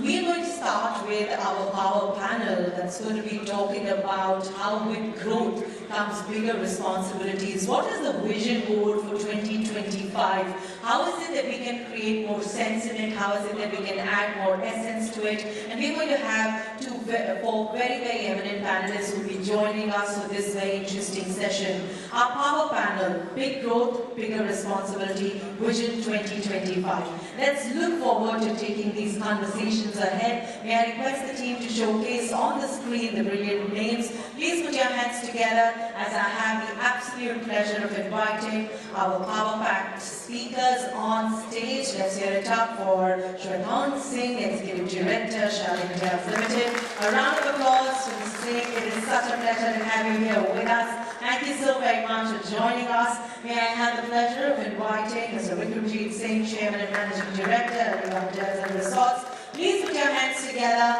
as I extend a warm welcome to Mr. Manoj Bhatt, Managing Director and Chief Executive Officer, Mahindra Holidays. My wonderful audience, please show some love as I welcome Mr. Zubin Saxena, Senior Vice President, Regional Head, South Asia, Hilton. May I request all of you all to take a seat as per the name, as per the images on the screen, so it's easy for my audience to connect. And to moderate this session, may I welcome Mr. Jaideep Dang, Managing Director, Hotels and Hospitality Group, JNL. After the panel discussion, maybe we can keep the last 5-7 minutes for my wonderful audience. Let's ask questions, let's engage, let's make these very, very interesting subjects out there, and let's look forward to creating a lot of fun with gaining all this knowledge. All yours. Thank you very much, ladies and gentlemen. Good evening. This event holds a very special place in my heart. Somewhere I feel it all started here a few years ago, at least my hosting career. Right, so this is one more evening where I'm going to host this session and moderate this session with the stalwarts. When I did this for the first time, I was very anxious, very nervous. I had stalwarts. Sanjay Sethi was there. Sudeep Jain was there, Zubin, I think you were there, and I was very, very nervous because these guys, they've done so much in their lives, and then I thought, what is that I'm going to ask them, right? I vividly remember I changed the format of introductions just at the last moment, and even at that time the Hotelier India team was very confused and was very puzzled, but they hurriedly agreed and said, okay, kuch hai to aise hi karna padega. So I gave them mind-rattling numbers, what capital sources are, what it means for our industry. It was intentionally done largely to introduce what JLF does in your world of hospitality. Today, I don't want to do that again and again and again because I think you all know what JLL does, which is, kind of not run the business that you all do, but in a way facilitate from, let's say, buying the land or a hole in the ground to buying cutlery. We do everything and we buy and sell hotels and provide capital to this industry. I think Vibhor mentioned earlier in his inaugural speech that there were there's about 3,000 crores worth of investments which have come in 2024, which means people have bought hotels worth 3,000 crores, people have sold hotels worth 3,000 crores. When was the last time this happened? When Brookfield bought Lila a few years ago in that portfolio. So which means a lot of capital chasing this industry, which means there's a lot of good news, which means there's a lot more jobs and opportunities and more work for all of you. So I'm grateful that Vibhor and Team Hotelier India again has asked me to moderate this session, to ask more questions regarding growth, capital, and what it means for our industry. So without taking too much time, by the way, I'm still nervous. It's still not out of the system yet. But let's try and make it easy, as Zubin says. Thoda asaan karte hain industry. Zubin, tell us, how do you see things shaping up on the hotel demand side? A lot is being written, a lot is being talked about, higher room rates, higher occupancies. It's going on and on. You think it's going to continue? How do you think 2025 and let's say a couple years from now, what is visible? Thanks, JD. Good evening, everyone, and good evening, fellow panelists. What do I think? I think we are right now at a point in time which is a consequence of whatever has been happening in India over the last decade or so. Right? We are not just at a point where suddenly demand is going to increase, suddenly people will start traveling. If you look at what's happened as a trend line over the last 10 years, maybe more than that, there's been 40 kilometers of highway which has been built every day. There have been new airports in the country which are will open over the next couple of years. The spending propensity of the Indian traveler has increased. There is a rising middle class which likes to travel and experience, and as it goes, has lesser number of kids, as the generations pass by. I.e., overall, the spending propensity for traveling or travel is actually increasing, be it hotels, be it airlines, be it restaurants. In short, I think my view is that it's not about 25 or 26 or 27. We are, as an industry, we are as an economy in for the bull run, at least for the next decade, if not two. And that is essentially how I see it. Well, you all know who the gentlemen are, and it's already been introduced, but if you realize it's a very nice mix of panelists. You have a leading operator, with us, just spoke about it, and you have Shwetank, who comes from the leading PropCo business, which is they own and they build hotels. And then you have Prevalent, who's getting into this business with a very new set of ideas, new set of deal preambles, with his new brand. So he would eventually run a PropCo and PropCo business. And then you have Mr. Bhatt, who's also,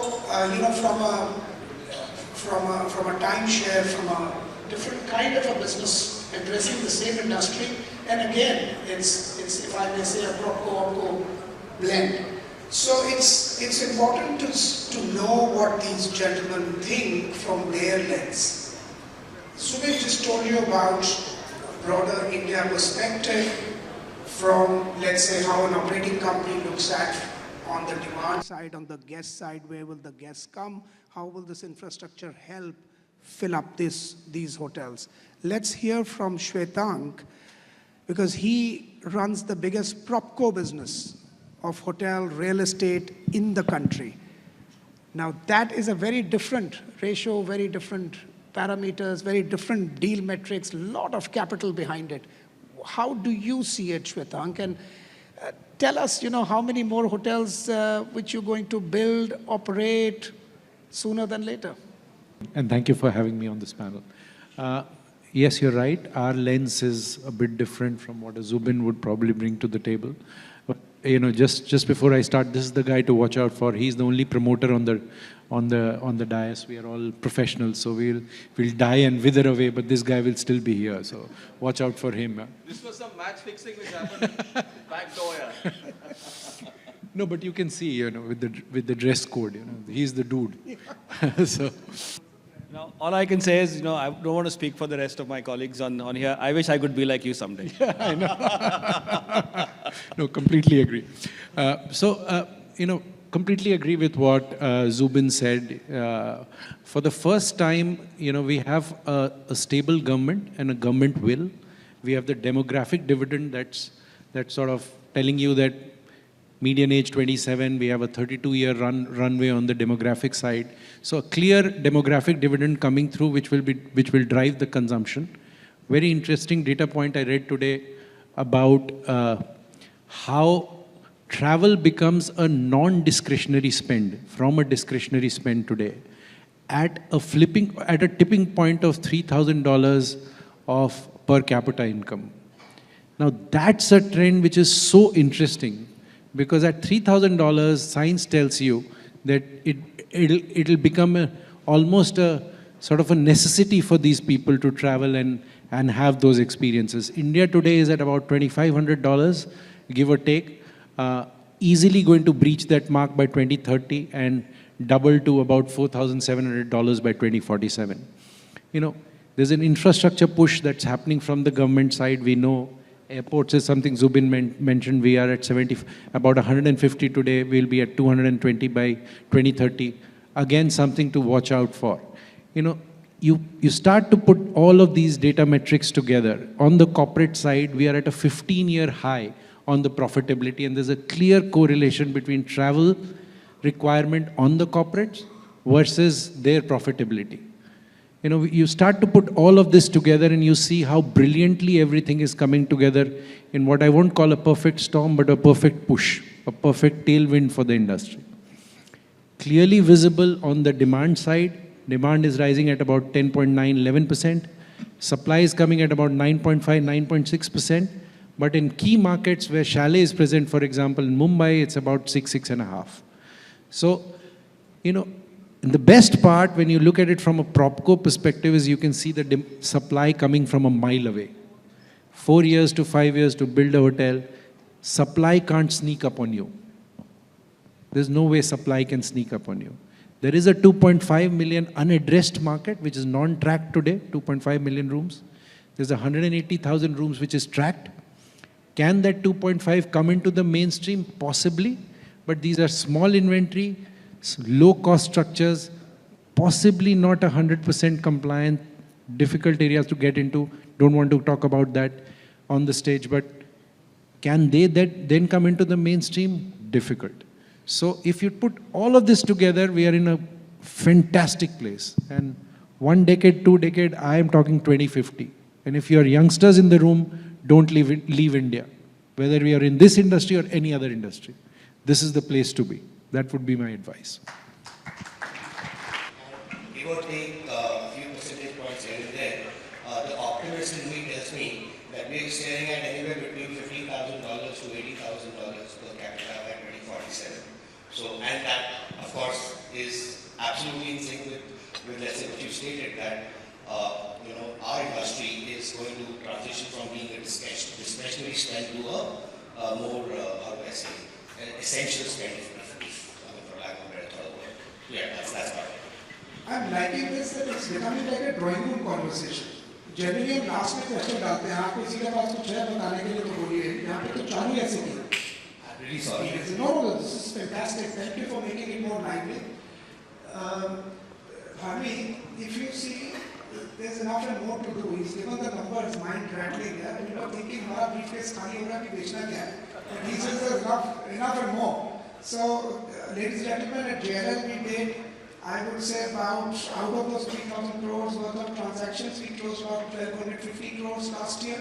So we literally did majority of the work, and a lot of that credit goes to Harmeet, who's sitting here, who ran all those big transactions for us. So there's enough and more to do for all of us.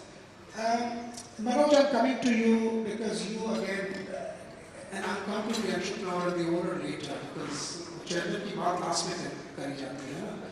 So Manoj, to you, because you run something in our hospitality world is a similar thing, but you run in a very distinctive manner. So you have a customer who's already, you know, it's called a pre-built house or a post-built house. बाकी हम लोग hotel बनाते हैं फिर सोचते हैं guest आएगा. आपका गेस्ट आ चुका होता है फिर आप होटल बनाते हो अभी यार गेस्ट बहुत आ गए हैं. We have lots of members now. Let's provide more revenues. So from your lens, what Shwetank said and what Zubin said, what do you think in the next, let's say 25, it's immediate and then another 2 years? So first of all, good evening to all of you. Very happy to be here. So I think I just change a few words in the question probably. See, we are addressing the same space, right? So it's a different model. I think what we are trying to do is provide long-term visibility on cost for our members, and that inherently means that from our perspective, there is a relationship which is built over 5, 10, 15, 20 years.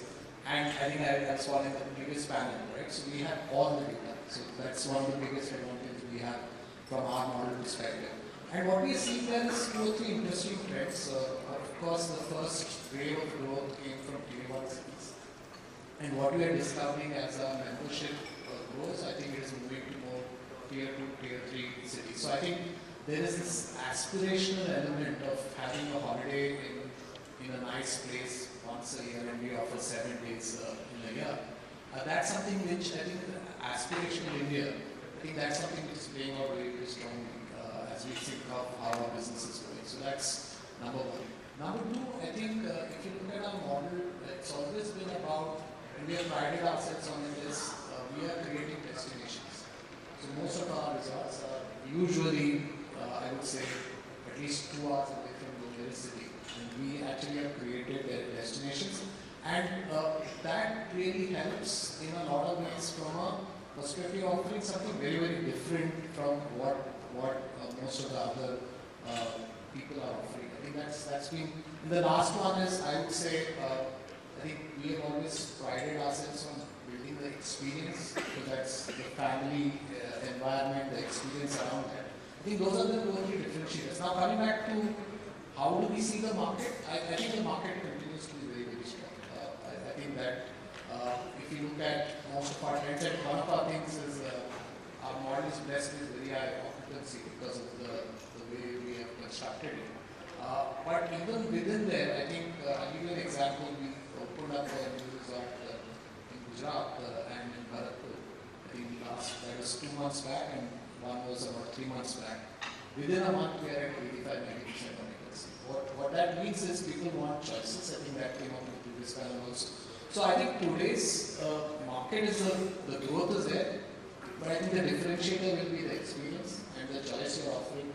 And I think it could be destination choices, because there is a growing demand for something different, something new.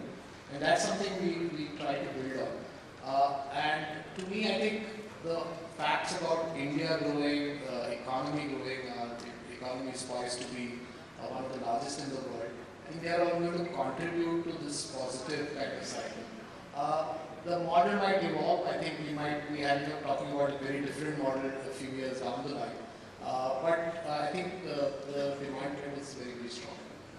So round one, demand continues to be strong. Visibility-wise, it seems to be a positive story, at least for the next couple of years, probably more because of all the fundamentals that you just mentioned. Vikram, I'll come to you with a different spin, right? And I say this because, you see, you've started on a new journey with your new brand. Congratulations on what you've done. Thank you. I remember when you met me and what you've done in that very short span, and that runway you basically took off the plane, right? So congratulations on that. But tell me, what is intriguing to me is that at times, when you see it from a distance, you see this may be a crowded place. There are so many brands. One company has plenty of brands, and then you also add another brand to that.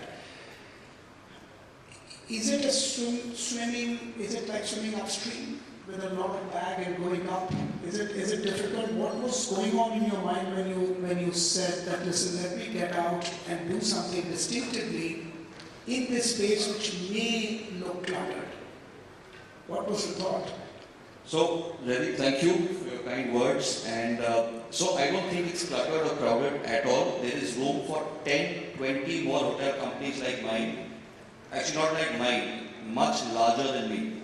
There can be 20 more mid-market hotel companies in this country, and trust me, they will still not satisfy the demand that we spoke about. Like Rohit in the audience threw some numbers which, which is basically what Delhi should be doing,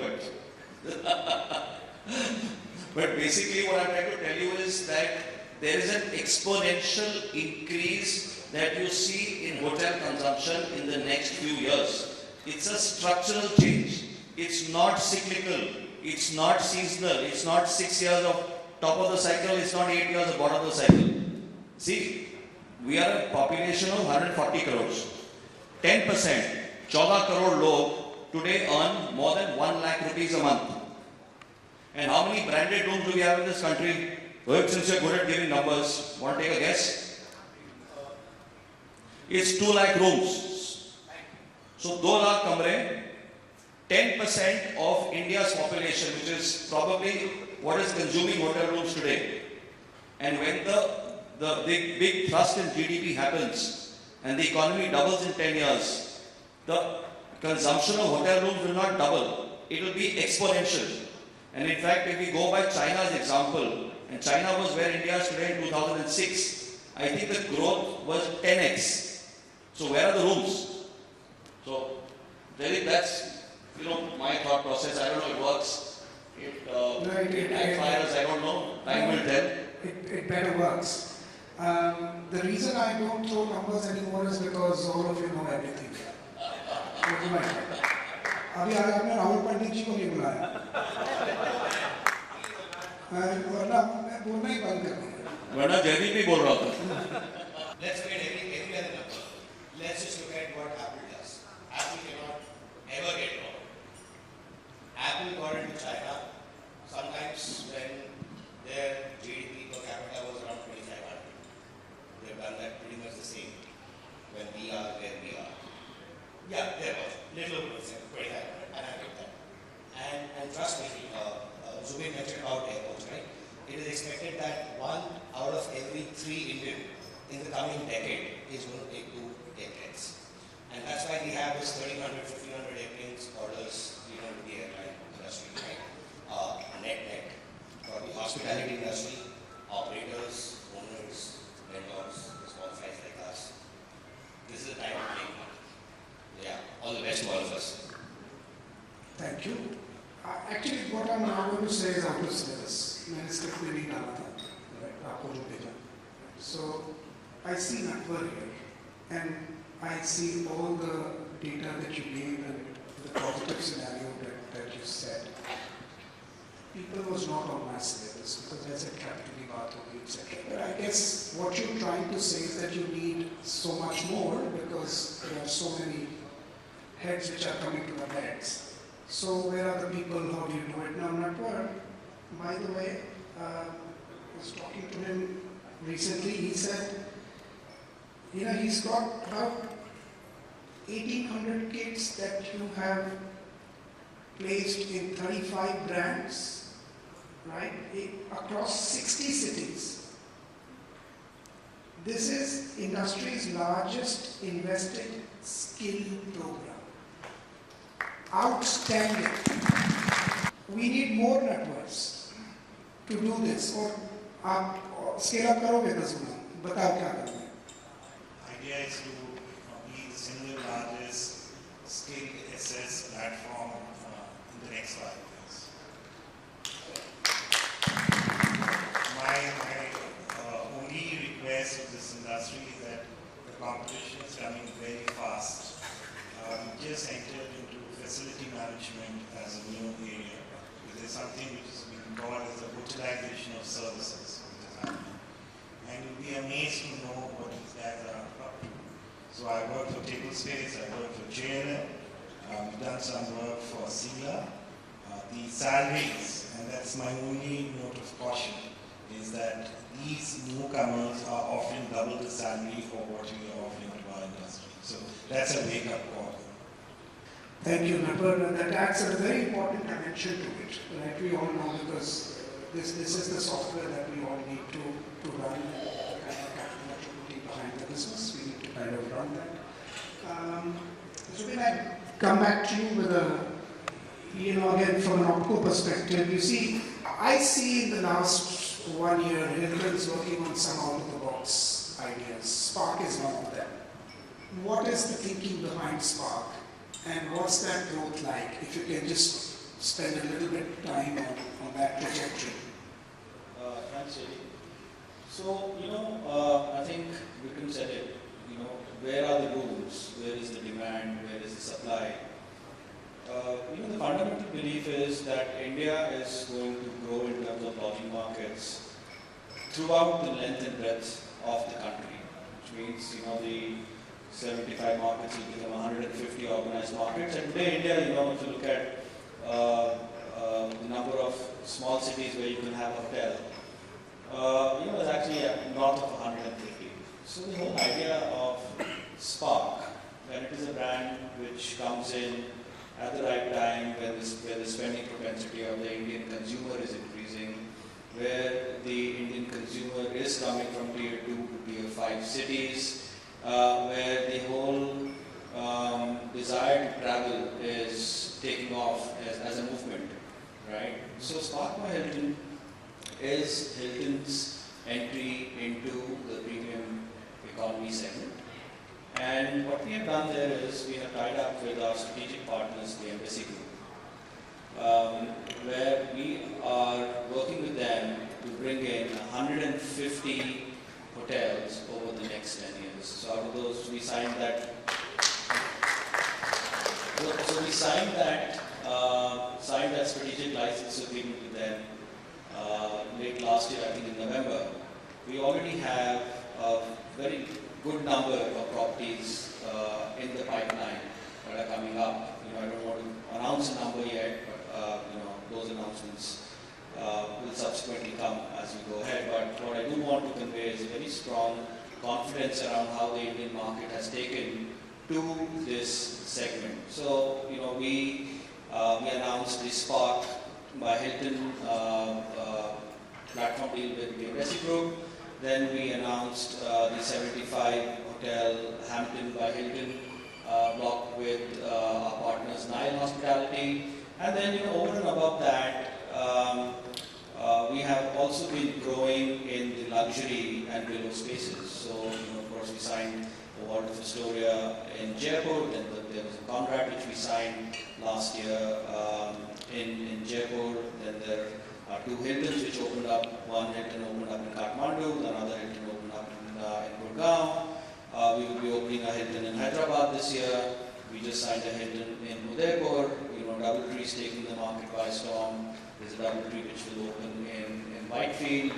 There's DoubleTree which opened in Whitefield last year. There's another one which will open this year.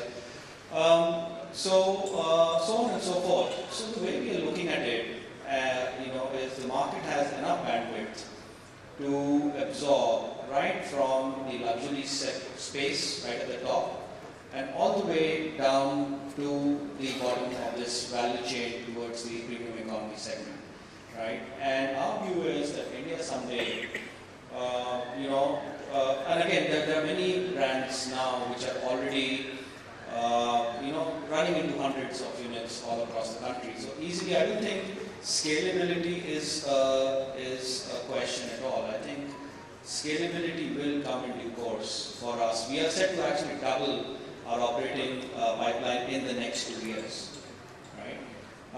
So it is about building in quality across all the. See, India is a mid-market growth story. That is where Spark fits in. That is where Hampton fits in, and that is where, by the way, you acquire the Hilton Honors base, right, which will travel upwards through the food chain into our higher brands. So, long answer to your very specific question, but I hope it gives you the flavor of what. No, it does. And so then most of these are management contracts? So Embassy will be growing the Spark brand in a territory in the south of India. So there are 5 states under which Embassy, Olive by Embassy is the. It's like a master franchise. It is not a master franchise, it's a strategic license agreement, it's different. A master franchise is for the entire country, this is not for the entire country.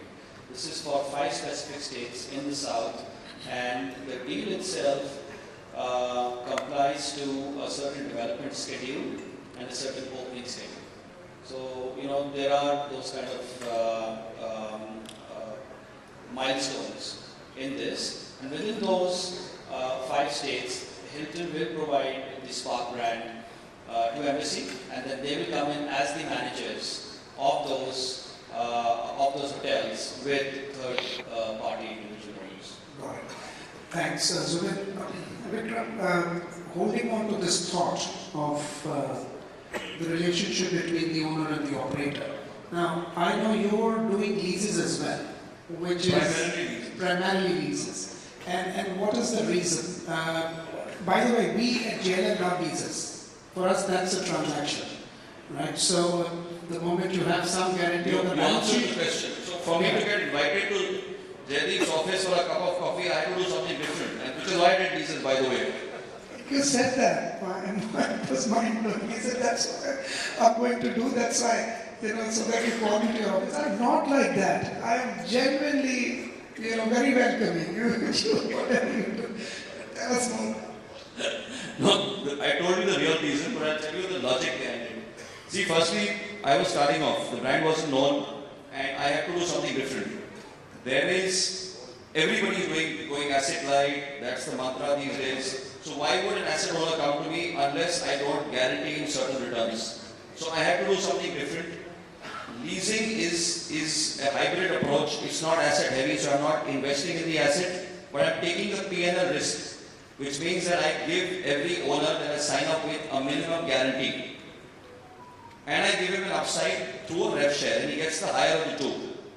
So when there are any owners here, guys, I'm waiting for you at the bar after this. But, so Jaideep, answering your question, see, typically let me tell you, in a management contract, you make about 6 to 8% of the top line. If you do your lease well, you sign them smart, you will make 25% to 30% post-lease rentals, which means that for every one lease room is like signing 4, 5, even 6 managed rooms. So that's the reason. Okay, great metric to know. Manoj, do you do leases or you buy and do your own build? So 50-50. We own 50% of the properties and 50% are leases, and in fact we have always been in leases. We don't have a single management contract. So we are the exact opposite of what most of the brands are doing. And partially I think the genesis was somewhere here in terms of what Vikramjit mentioned, that how do you create a structure which is capital light and you are able to do it. And what that has enabled us is that we invest in our own properties in select destinations where we want to be seen as having our own properties. And then most of our expansion today is coming through leases. And that's a model which has worked very well for us. Perfect. From leasing to owning, Shweta, I come to you. You see, you're the frontier propco business in this country. Ladies and gentlemen, what I mean to say is that they are property owning companies. So the hotel that you're sitting in, a wonderful hotel, run by a wonderful man who's just taken a flight out, Chauhan, and his wonderful team. It is all, what Chalet did a few years ago, and it's a rock star hotel today. And you're putting more money behind such big boxes, and I see, Shweta, there's a great balance that you guys have created, and we are very privileged to service in some way or the other what you do in your ambition, JLL partners in your ambition in terms of getting new properties and new acquisitions. But I see through that journey that it's become a very balanced growth story. You're not only now restricted to west and south, you're moving to north. You're not only restricted to business cities, you're also doing Goa and Rishikesh. What a fantastic deal that you did. Right? So you're not only doing big boxes, but also you're doing more boutique stuff. So what's the genesis behind that? It's a great question. It's a question that we keep asking ourselves all the time. And when I joined in August of 23, literally in about 2 months' time, we had a strategic meet with our board, and that's where we set this strategy in place. And basically, this is how it goes. It's very simple. There's no complication. We like big boxes, concentrated beds in deep markets like Mumbai, 588 rooms here. Go to Powai, 777 rooms. Between Westin Hyderabad and the second Westin that we have opened in High-Tech, there's another 550 rooms there. Go to Bangalore, 353 operational, another 129 we have just started. So we like big boxes, big cities, difficult to enter, high barriers to entry. We like that. We make a ton of money out of it. This hotel is a 400 crore plus hotel. We make a ton of money, very clearly. But what happened was COVID happened. And when COVID happened, we realized that we needed to spread some of our eggs. And the decision that we took was that we want some eggs in the leisure basket. And the way we define leisure in our system is that it has to be within an hour, hour and a half from a major airport. Can't be further than that, it becomes too difficult. Part of it is also because our promoter Ravi doesn't like to drive. So it has to be a location you can go and see. So that's why we stay within 1.5 hour distance from a major airport.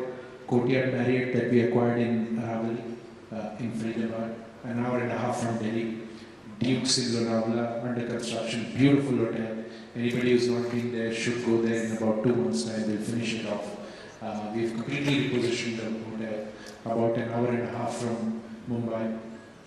Rishikesh, an hour, actually only 45 minutes from Jolly. So that's the way we look at it. But most important, the bottom line of these decision making is return on management time. So when we are deciding where we want to go, we have an EBITDA target as a minimum value to which below which we will not go. If the hotel is below 25, 30 crores of EBITDA, we will not touch it. Now we are fortunate that we have capital to back us up, therefore we can make decisions like that. But the clear message from our promoters and in our strategy is don't touch a hotel which will not give you a return on management time, because time taken to run a 25-30 crore EBITDA hotel or a 10 crore EBITDA hotel or a 5 crore EBITDA hotel in terms of concentration is the same. So we want to restrict on that. Very well said, Shwetank. I was in fact interestingly, I was with Ashish Jakanwala this morning in his office, CEO of Savvy Hotels. He said one thing in our 1 hour meeting which sort of stuck with me, and good that you played it out and I can reflect. He said that in our PropCo business, we need either capital or patience. There's no other way to run this business. If you have capital, great. If you don't have capital, don't worry, be patient, capital will come, do the right thing. And that's what you guys are doing. There's so much fuel in the tank, I was telling you now. But also, it's the kind of plane that you're flying. You know, it's like an Airbus 380, it's huge. And because of the big boxes and what you're delivering, and it's not only to your, obviously to your company, to your shareholders, but also to the guests. And I feel Ravi is right, because in many ways the guest also thinks like that. You ought to be at a drivable distance from the nearest airport. That's how you will actually fill up that hotel. So fundamentally, things remain the same. I have only 2 minutes left. 1 minute left. Okay. So you have, no, but I still have mine. You got yours. Okay, so I have 1 minute 45 seconds left. Very quickly, I'll go to all of you and see how much justice can we do.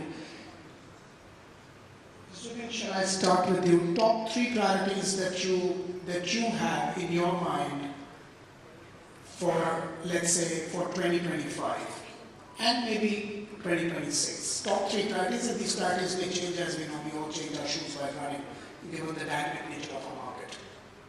Very clear priorities for Hilton Hotels in South Asia.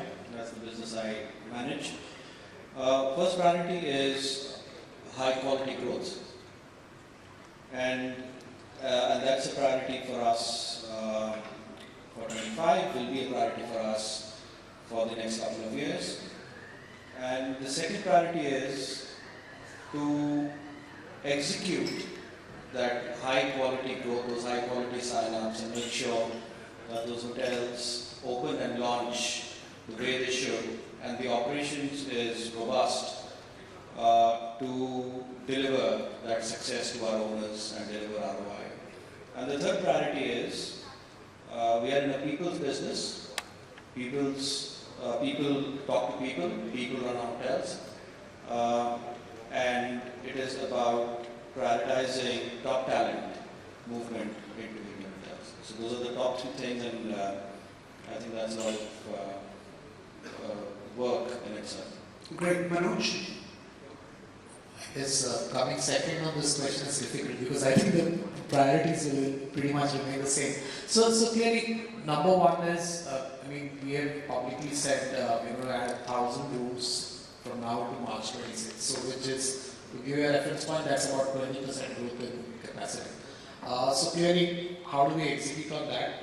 That's number one. Second is talent, because if you're talking about that kind of expansion, I think how do we create systems, how do we create the talent pool, and that's something which is always top of mind. Third, from my own perspective, is I think which is, as you think about this kind of growth, how do you manage that customer experience and make sure that the brand is felt the same way in all our resorts? I think that's the third probably priority from my perspective. So those are three. Wonderful. Victor? So priority number one is to sign a hotel which comes to JLM. We have a coffee we have a coffee hamper. It's a BMW outside. Whoever wins the coffee hamper, and I think it's going to this guy. Yeah, Vibhor? So among the other smaller priorities, I'll take 30 seconds to answer this. Vibhor, so please bear with me. See, like we all said, there are 2 lakh branded rooms in this country. The next level, there are another 3 lakh rooms, by the way, which are almost legal or probably legal. They are smart hotels, they are run by operators, or they are not run by operators, they are run by individuals who do a damn decent job. But they have a pain point. The pain point could be revenue, the pain point could be talent, the pain point could be capital. So, some blue ocean thinking, how can these 3 lakh rooms come into mainstream? And can I, create a moat by which I could sign up 1 lakh rooms here? And Jaideep, this is without drinking, huh? Yeah, let's go out. So this can become 3 lakh rooms. Shwetam, thank you, Victor. Very similar to what my co-panelists said, but the only thing that's different with us is that our growth, while growth is important, we are publicly listed PropCo, so growth is central to what we do. But our growth is going to come through executing our projects. The biggest pipeline that we are coming through with right now is basically projects in execution. And just to give you an example, we have about 1,500 crores in work in progress capital today, set to double soon. So that's the only thing that keeps us awake at night is we need to execute to meet our 5-year plan. So it's execute, which means if you are architects, designers, I can see HVAC is represented here. If you are an MEP consultant, if you are a contractor, you have a lot of business with us. Please approach us. We would like to develop partners for long-term thinking. So, and media as well. Vibhor, such a good segue to wrap this up. You wanted to say something because I have been scolded. You're excluded? You're out of the time?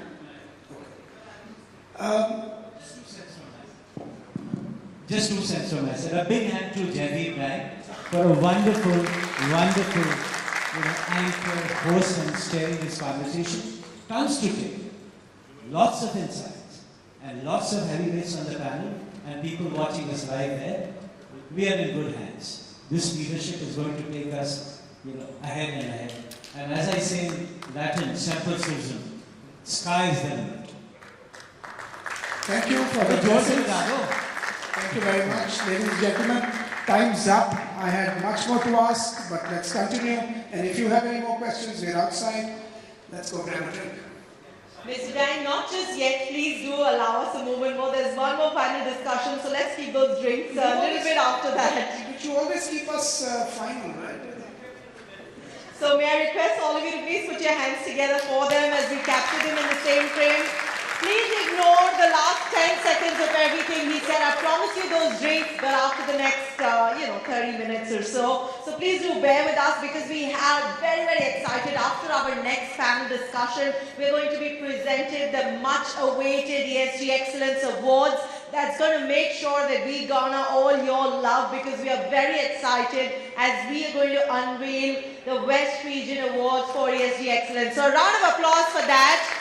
We had such an overwhelming response of nominations that our jury received, and we're going to tell you a lot more about that a little later.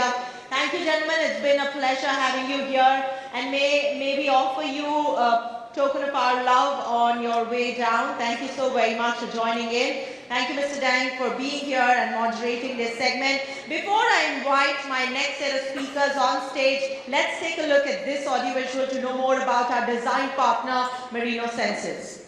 Look at the world around us. Could someone make me more vibrant and every day. We are Merino. Every time you fly to a different city, the airports now greet you brightly. We are partners of New India, the trust of a sports-frenzied nation. Together, we are ready to create a beautiful future. At Merino, we believe innovation is a constant endeavor.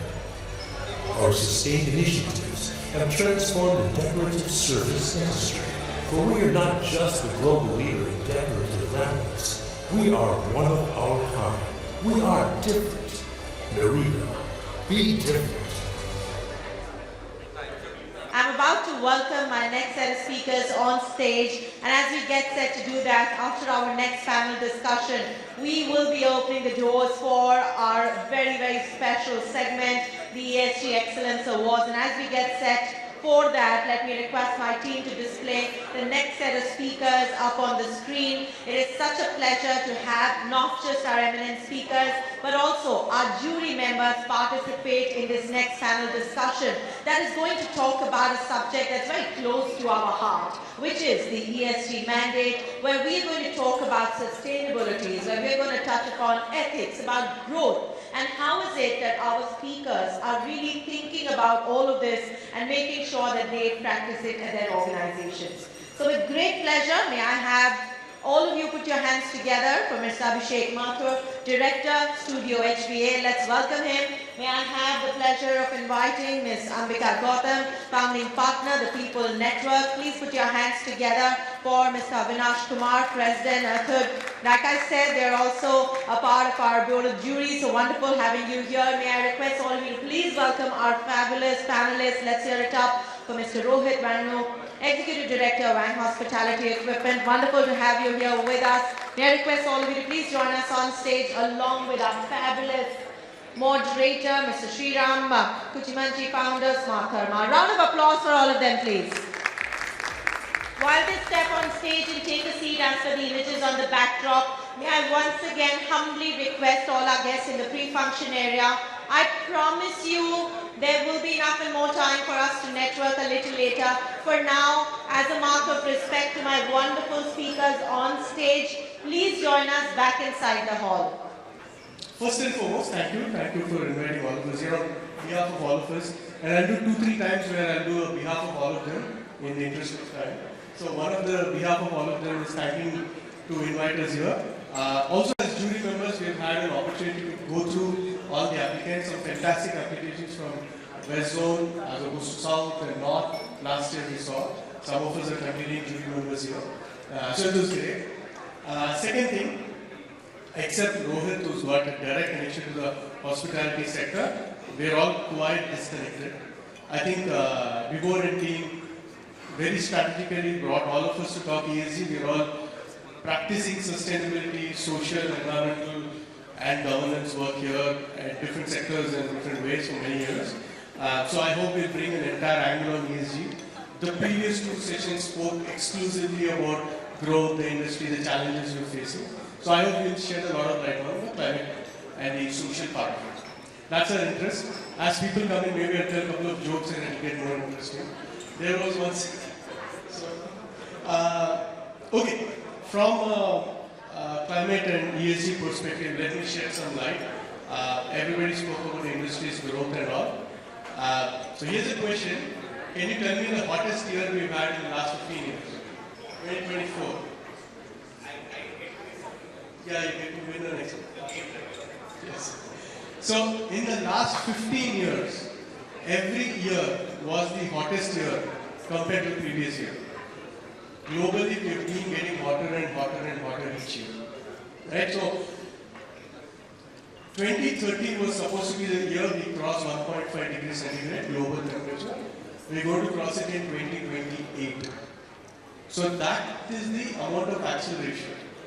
Right? So now, to juxtapose that next to the hospitality industry is supposed to double by 2030.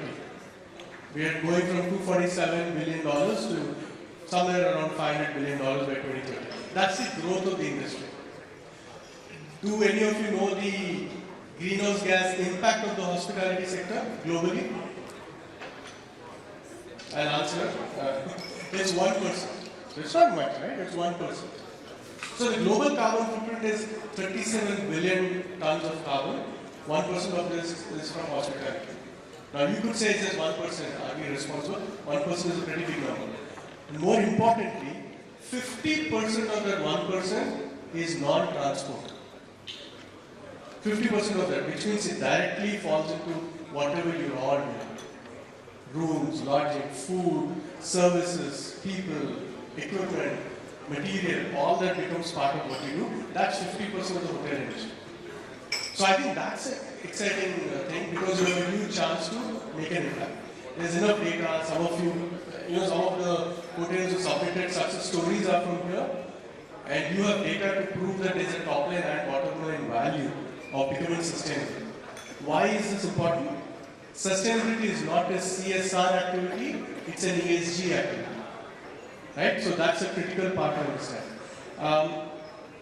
Couple of more data points before I open everybody.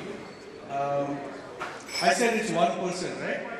By 2030, if the global temperature reduction is supposed to be met, you all have to reduce your carbon footprint by 66% by 2030. And the hospitality sector has to reduce by 90% by 2050. So some of you, when you submitted applications and you were working on sustainability, these are numbers you need to work towards. As you have your thousands of hotel rooms, hotels and new locations to open up, 66% is by UNEP, United Nations Environment Program, predicted that we need to reduce by 66%. I think I'll still go back to a couple of jokes. Given this strategy, given this data, I'm hoping that we'll answer 3 questions for you today. One, where does the buck stop? Who's responsible for sustainability and ESG in the hotel industry? I hope you can answer that.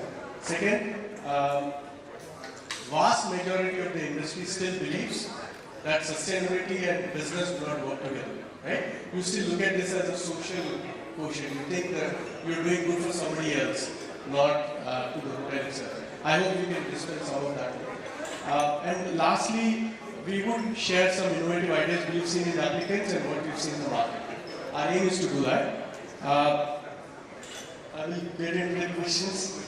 The first question I had in mind is to talk about ESG itself, right? And ESG stands for Environment, Social, Governance. It's important to know what each of that means. Like I said, differentiate that from CSR. Amrita, can you start talking about as the social part? Okay, so the S of ESG for hotels primarily encompasses various factors that are socially important for responsible business practices. And as they say that great hotels are social ideas, they are flawless mirrors to the particular societies that they serve. So factors like fostering positive and inclusive workplace culture, diversity, engaging with local communities, primarily upholding human rights throughout the hotel's operations and value chain. Primarily is what S would mean. And I think it's more important than ever today to create a better tomorrow that is more inclusive, more sustainable and more secure. So that is S part. Yes, that is S. Abhishek, I'm going to ask you to talk about E and keeping infrastructure in. Yeah, thanks, Sridhar. Hi everyone. I work with a firm called HVAC. Some of you may know about it, some of you don't. So I'm just going to let you know where my context is coming from. The E part of ESG is really, really important to me because as HVAC, we are committed to making beautiful guest experiences through design. We give form to an expression through design. And we curate that through designing architecture, through designing interior design, through designing landscape, lighting, everything which a guest experiences first time.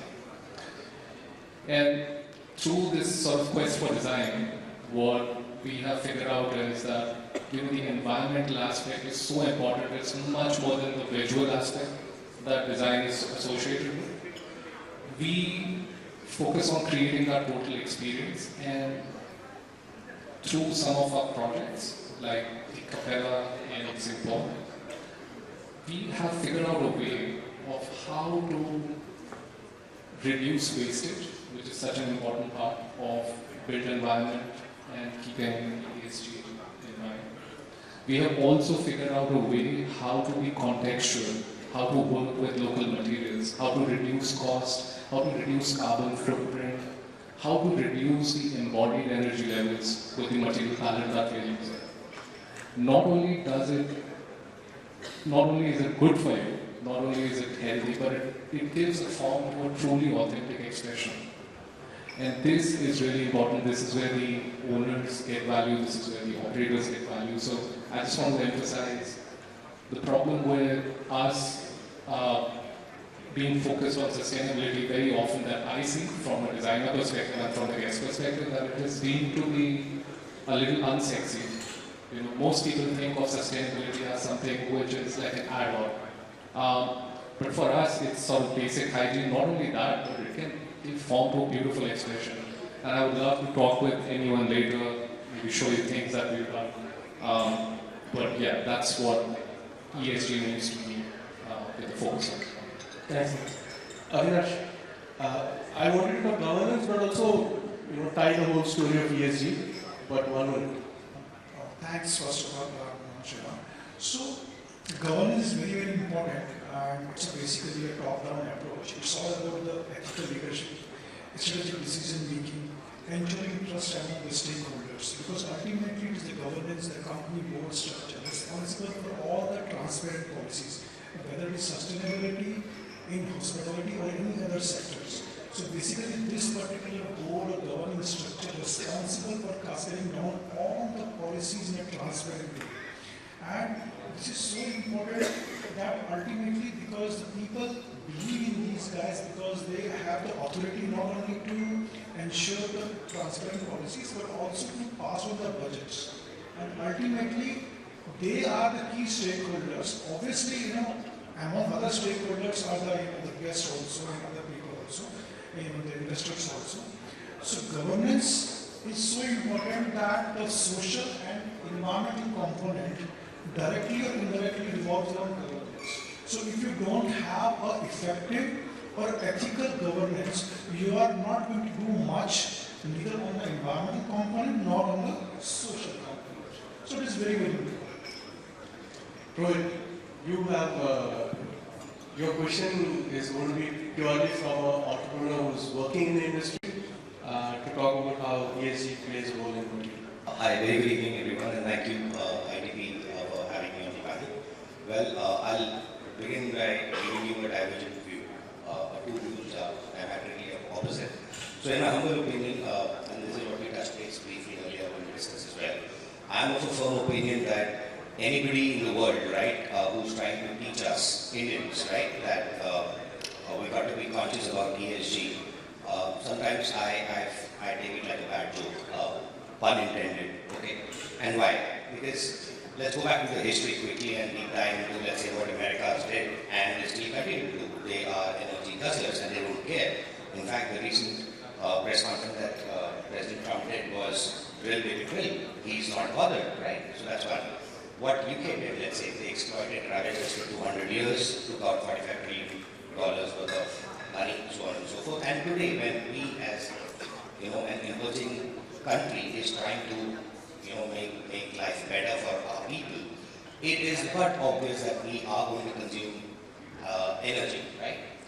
Having said that, what a lot of people forget is, and I'm glad that my paths crossed with Avinash. I'm so glad.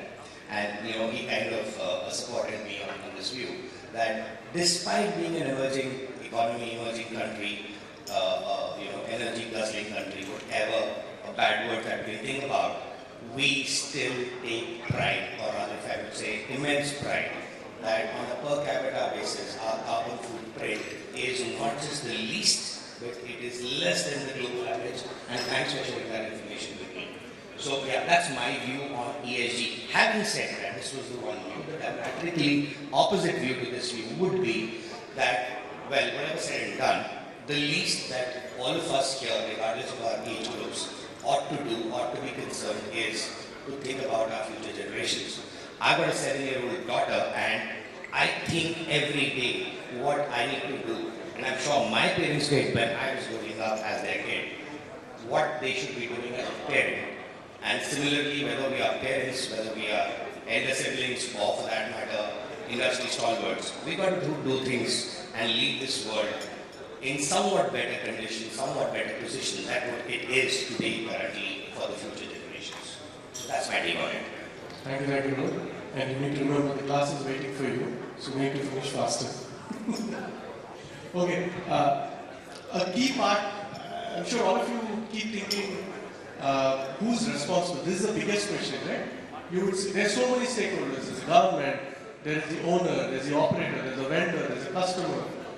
Who is responsible? I think it's important to understand the stakeholders and the social side of it. Also from the point of view of how do you make that a positive and create a business out of it, right? So, Amira, can you shed some light on that? With some example maybe. Yes. And you can all yes, look at in that. the interest of time, I'll kind of start with examples. So, this is my favorite example, and I think I've given it to you before. B&A Alter Museum. It is an art boutique hotel in Kyoto, Japan. 31 permanent exhibitions inside the hotel that you can sleep in. So these are rooms that are created by 15 Japanese artists. They also have a 10-story vertical art gallery that exhibits all the contemporary art that Japan has to offer. The most splendid part is the B&A share system, the revenue share system. Every time a room is booked, a booking fee from there goes on to support the artist who's created that permanent exhibition. They are, you become a patron of art by merely sleeping into that room. And they are trying to create this continuous source of income for these contemporary Japanese artists, and also exposing their art to people from across the world. That is, for me, I think, is one of the very progressive ways to bring in ESG into your business model. But also keep it local. Yes, yes. B&A Alter Museum is present in 3 locations in Japan, and everywhere they are promoting local artists and hence supporting those many artists in the country. They also do various pop-ups for their F&B places. So that is what I think. Closer home, I would want to quote the Lalit, is embedding inclusivity into their business model and hence making a very diverse, sustainable and equitable hospitality industry and a better ESG adoption. So yes, kudos to them. Some fabulous work. So yes, I mean these are I think two big examples that I would want to quote. But ideally, to bring in a consumer into the fold of ESG, what you need to do is create unique experiences. Also, be in a position to have track ESG performance and be able to report and show the impact that effective ESG initiatives have given into the business. Perfect segment for me, thank you. Now another question, right? Many applications we saw without numbers. I'm an engineer, I'm sure many of your teams are engineers in your team who question, you can't manage something without measuring it. Even this day in 2025, we have sustainability or ESG adoption, which is esoteric, qualitatively we look at it. Or somebody in a conference once told me, sustainability is a lagta hai attitude. Ye acha lagta hai. We don't look at it as this is the exact number, this is what we need to do. Tangibility is important, right? Like she said, report. But before we report, we need to know what we're doing. I'm not you've been an expert in carbon, one of the best carbon managers and carbon accounting person in the country. For the hospitality industry, and I know other sectors too, but can you shed some light on bringing tangibility to sustainability? Example, if you have seen in the... Yeah, so let me try this. Look, data and tangible benefits are very important. So, like ESG is a buzzword, and nowadays nature also. So, in terms of data, in terms of tangible benefits, if you see the entire world, if you ask any hotel or any industry, everyone wants to become net zero. But net zero from where? Whether you want to become net zero from 1,000 or from 100, you should know your baseline. Unless you don't have any clarity about the baseline, it is not possible for you to draw a roadmap. Agarsh, can you also explain what is net zero? And all of you have 2030, 2040 net zero goals.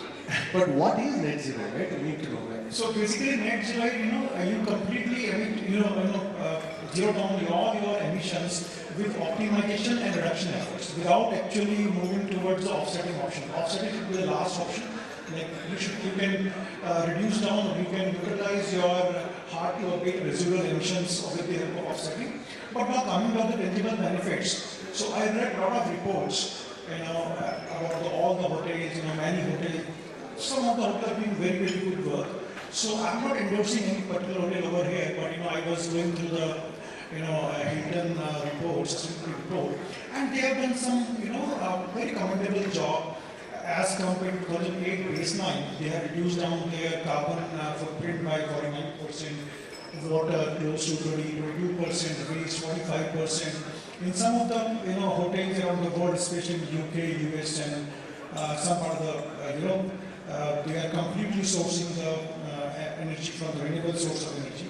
They were the first one, to join the campaign of end the human trafficking.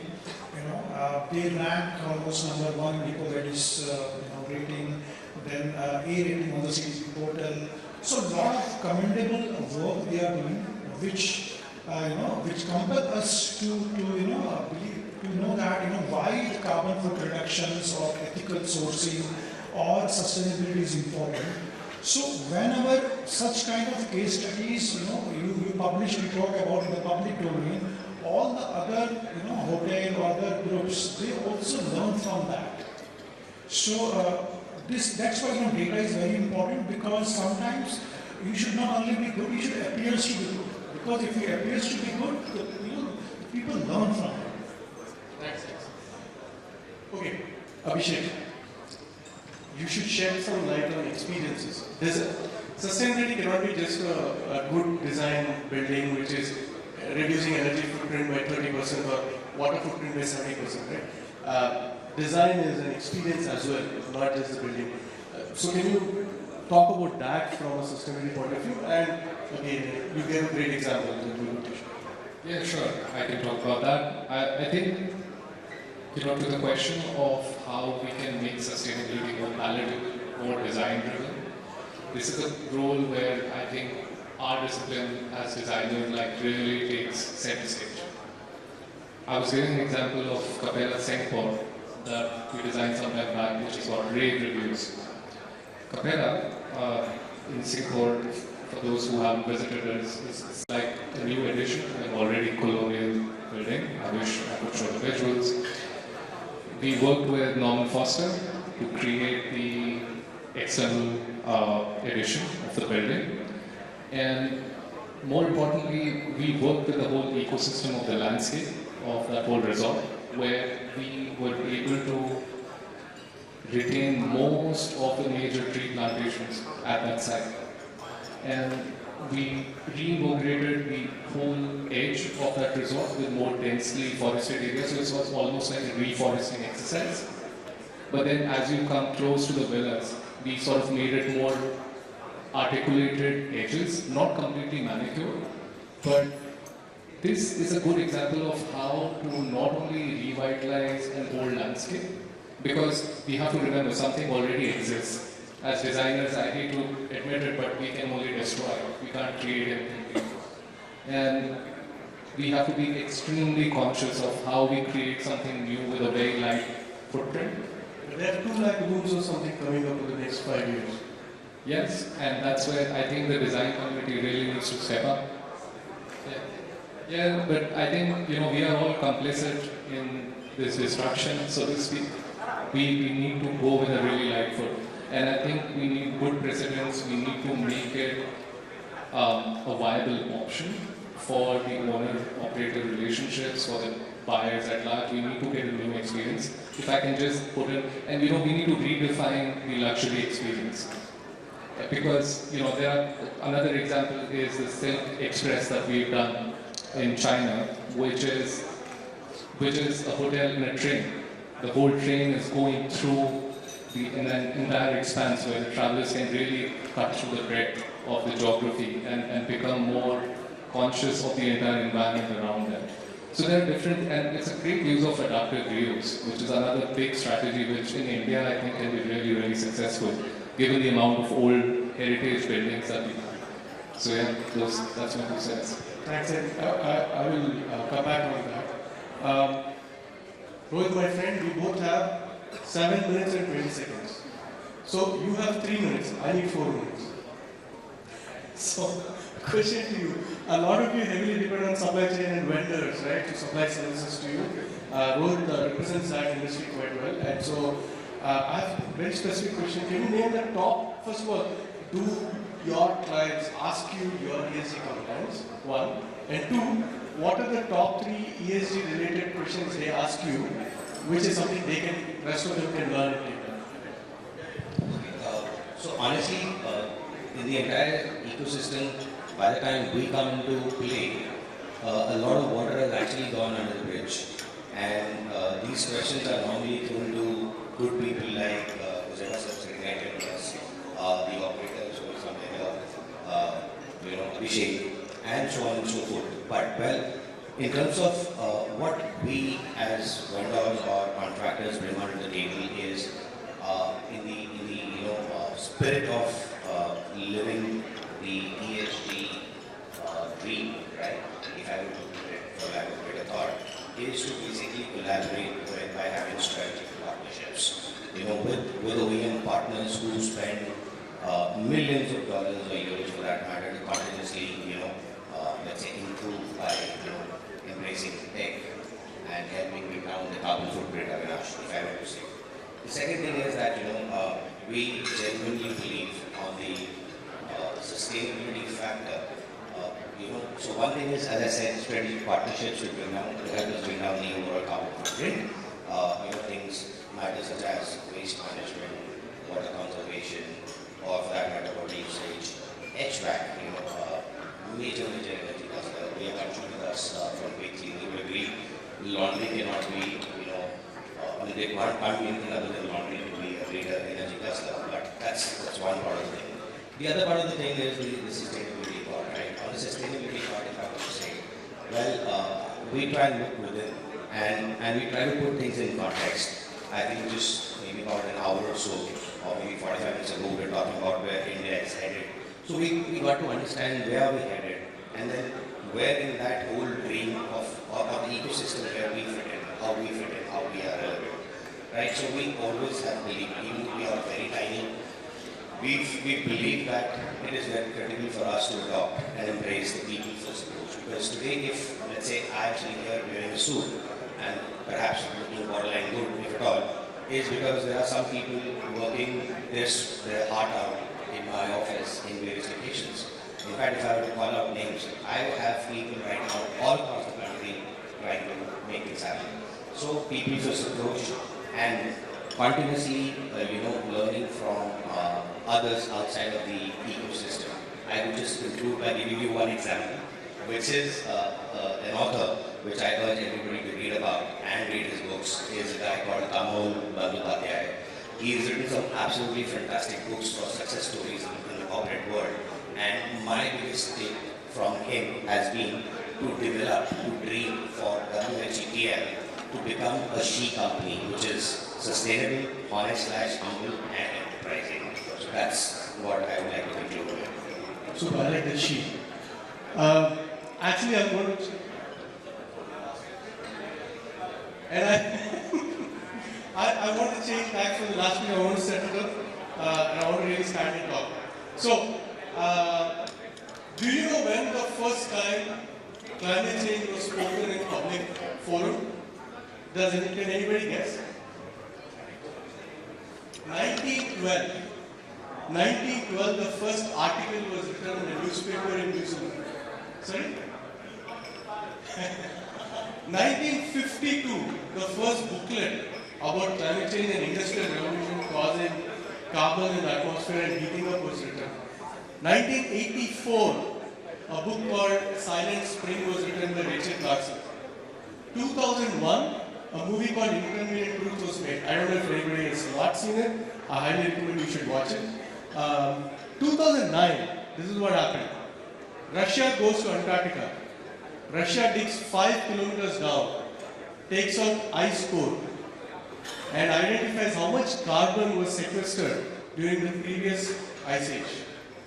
And they saw that when the ice starts melting, how much carbon is going to come out. We know that much science today. 98.4% of all scientists completely agree globally that climate change is accelerated because of humans. Homo sapiens are accelerating climate change. Now, why am I saying all this now? Is a sense of urgency, right? Your industry is slated to grow like no other industry right now. We have numbers to double and everything. To meet that, the industry has to reduce, I said that earlier, I'm going to say it again, 66% of carbon footprint reduction is to be done by the hotel industry globally by 2030. 90% of hotel industry carbon footprint, 90% by 2050. And do anyone know what is India's goal by 2070? India is supposed to be a net zero country. United States by 2050, China by 2060, India by 2070. And if India has to be 2070 net zero, hotel industry has to become 90% decarbonized by 2050. That's a huge ask. It's not a small ask. Avinash and I are here, you can chat with us about what does net zero even mean. Happy to talk offline. But that is the sense of urgency you have. I can't stress enough. In fact, here's the thing, right? This is the kind of knowledge we have. If we call all of us one generation, our choice is ours whether the next generation should remember us, that they knew everything possible, they did the right things, they left us in a better place, or they knew everything possible, they continue to grow in an unfettered manner, and they left us in this mess. That choice is ours. But given that, now the question to all of you is one word answer about where does the buck stop? I would say policymakers. I think they dictate policy. Combination of top management, ownership and regulatory bodies. Top management. Top management.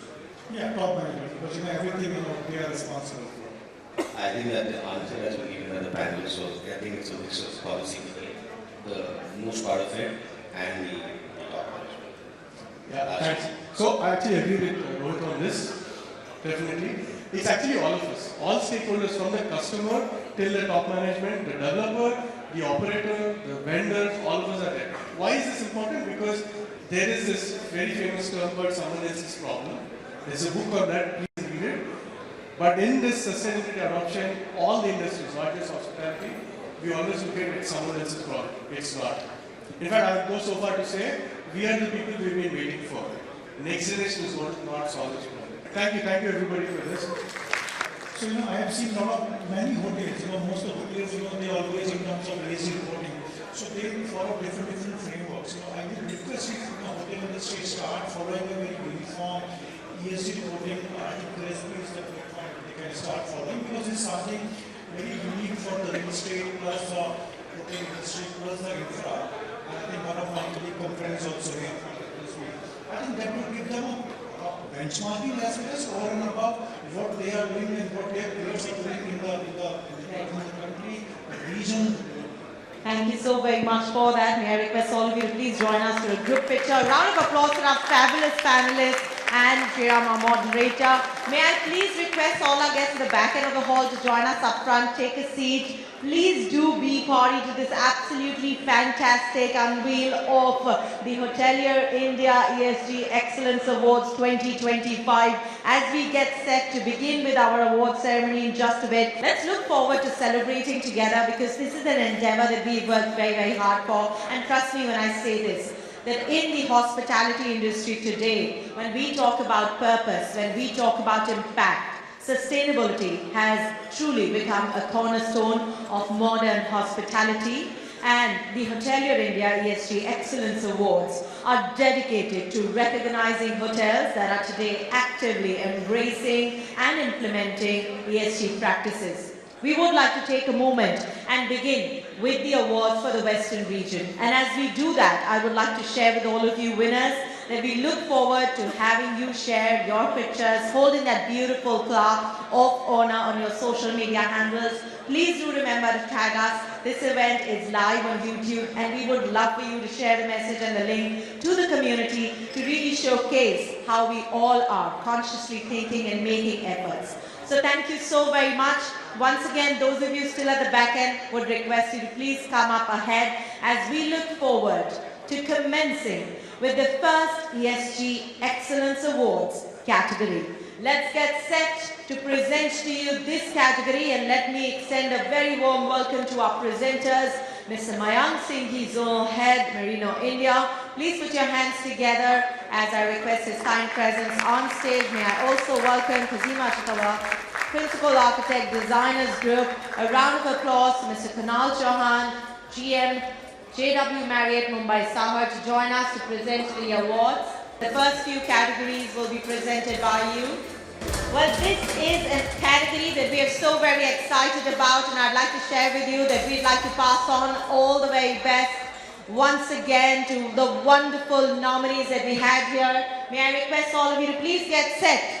Please get set as we look forward to presenting to you the category winner of Sustainable and Environment Conscious Hotel of the Year for the Western region. And let's look forward to sharing with you our first subcategory right here. A round of applause as we present to you the winner. Let's look towards the screen as we get to congratulate the winner of luxury to upper upscale. Winner is Haj Patrice. May I congratulate the team and request them to join us here on stage. This is a joint award, and we'd like to congratulate you for joining us here. Many, many congratulations for taking home the honor and the title for our category Sustainable and Environment Conscious Hotel of the Year. I would like to share with all the winners, when you join us on stage, there's a marking in the center stage for the perfect picture moment. Please do join us right there. This award category has another winner, so in no particular order, may I request all of you to please put your hands together for the Excellence in Sustainable and Environment Conscious Hotel of the Year Award in Luxury Upper Upscale. Also goes to a round of applause as we get to congratulate ITC Maratha. Let's hear a round of applause for the fantastic team. Our jury has worked very, very hard. It's been our think tank. Very soon you're going to witness their presence on stage. And those of you clicking photographs, this is a reminder. We look forward to seeing these pictures on your social media handles. Please do remember to use our hashtag, and also do remember to tag us. Congratulations to the team from ITC Maratha.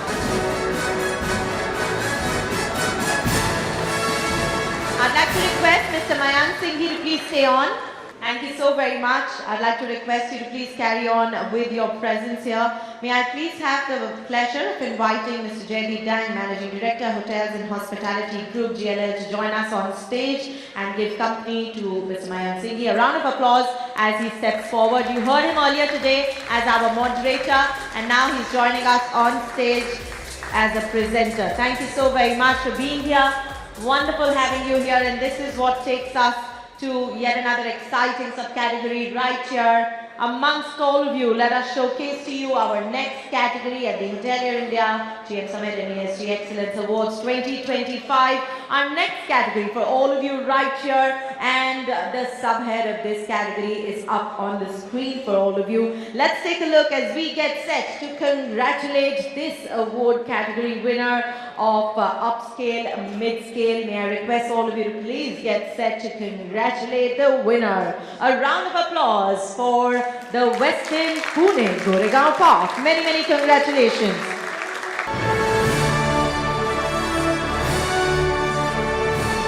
Many, many congratulations for taking home the honor.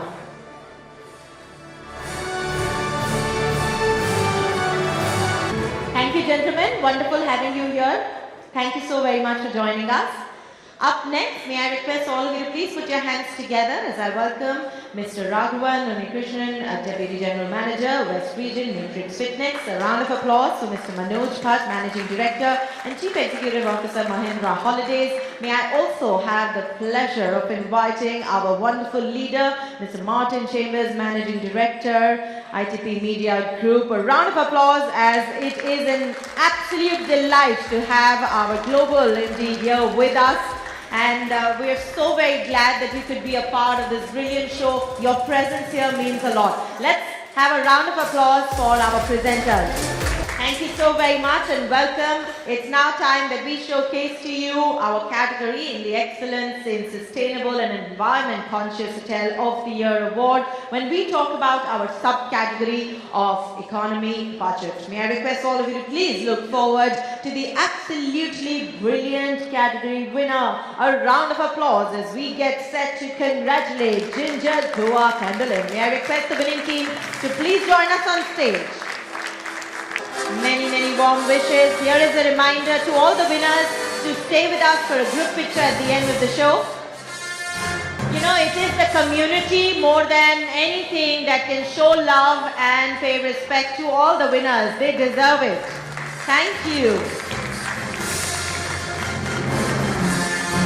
May I request the presenters to please continue with their presence as we look forward to showcasing to you our next category. And this is a very special category because this is a category that talks about responsibility being taken very, very candidly, especially socially. So may I request all of you to look ahead as we talk about this next category of socially responsible hotel of the year. And you'll be happy to know our jury couldn't think of just one winner, so it's going to be a joint award. Yet again, I'll be calling them on stage in no particular order. Please put your hands together as we get set to congratulate the winner of the Excellence in Socially Responsible Hotel of the Year in Luxury Upper Upscale. Please put your hands together as we get set to congratulate one of our winners. A round of applause for Taj Holiday Village Resort and Spa Goa and Taj Fort Aguada Resort and Spa Goa. Many, many congratulations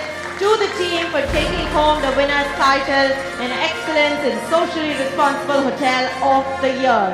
Our very, very warm wishes.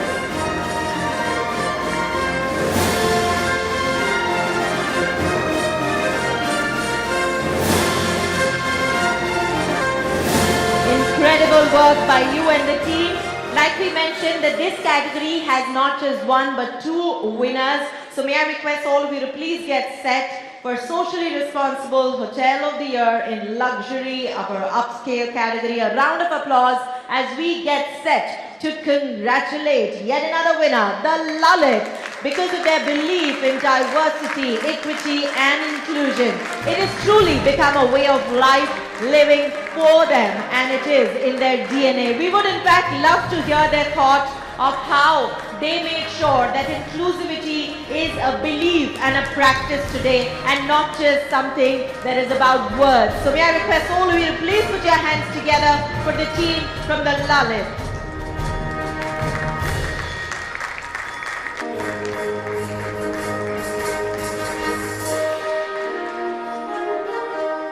Audience, I think it is time for all of us to not shy away from appreciating talent when it is actually very well deserved. So our very, very many congratulations to the team.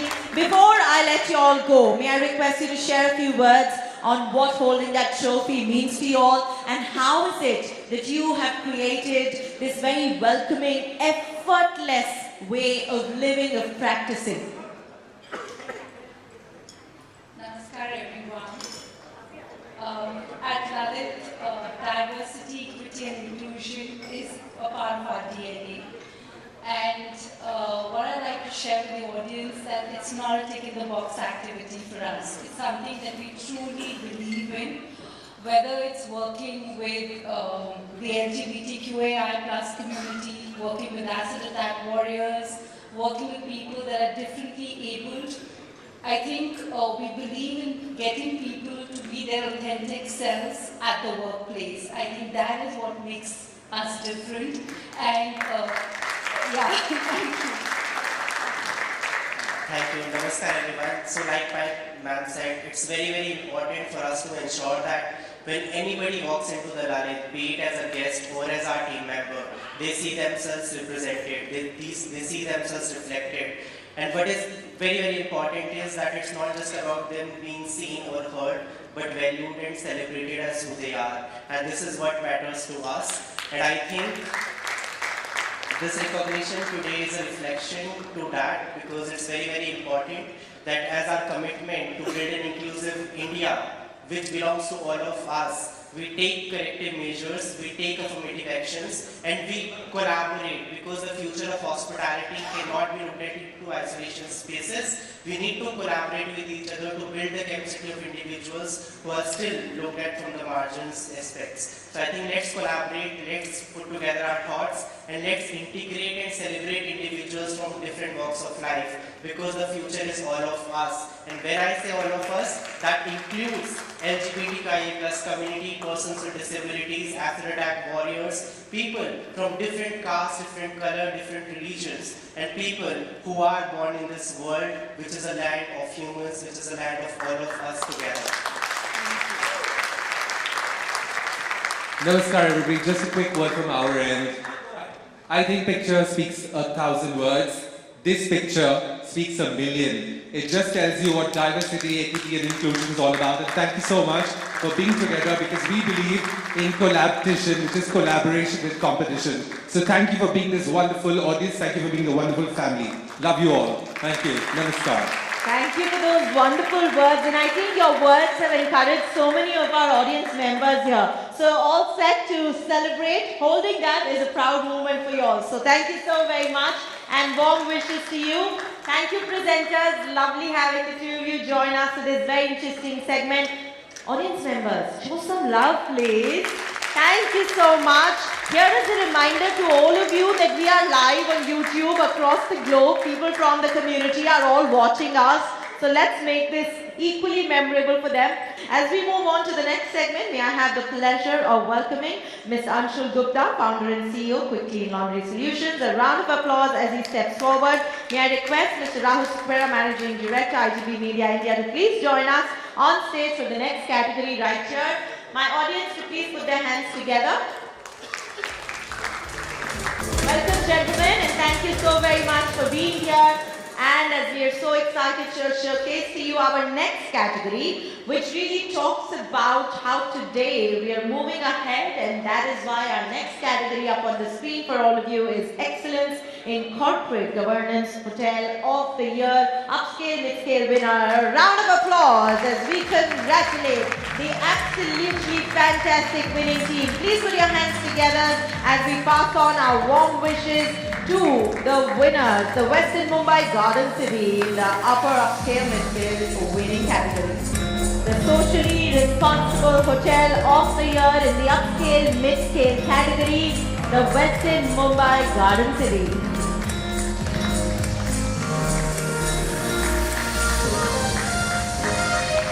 I'd like to request our presenters to please stay on as we move on to our next category. Right here, we're so excited to unveil the Hotelier India, the GM Summit, and now in this segment of our ESG Excellence Awards, our next category talks about Corporate Governance Hotel of the Year, and the first subcategory that we'd like to touch upon is that of luxury upper upscale. Let's get set to congratulate the winner. Please put your hands together as we pass on our warm wishes to the winner.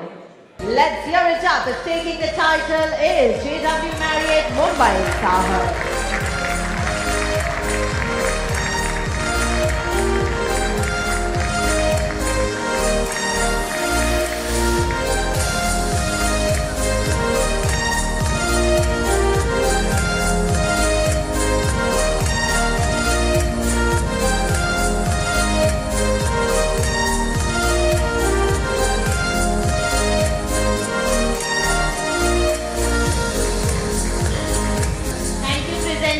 wonderful having you here. May I have the pleasure of inviting Mr. Rohit Manu, Executive Director, WANG Hospitality Equipment. May I request all of you to please welcome Mr. Zubin Saxena, Senior Vice President, Regional Head, South Asia Hilton.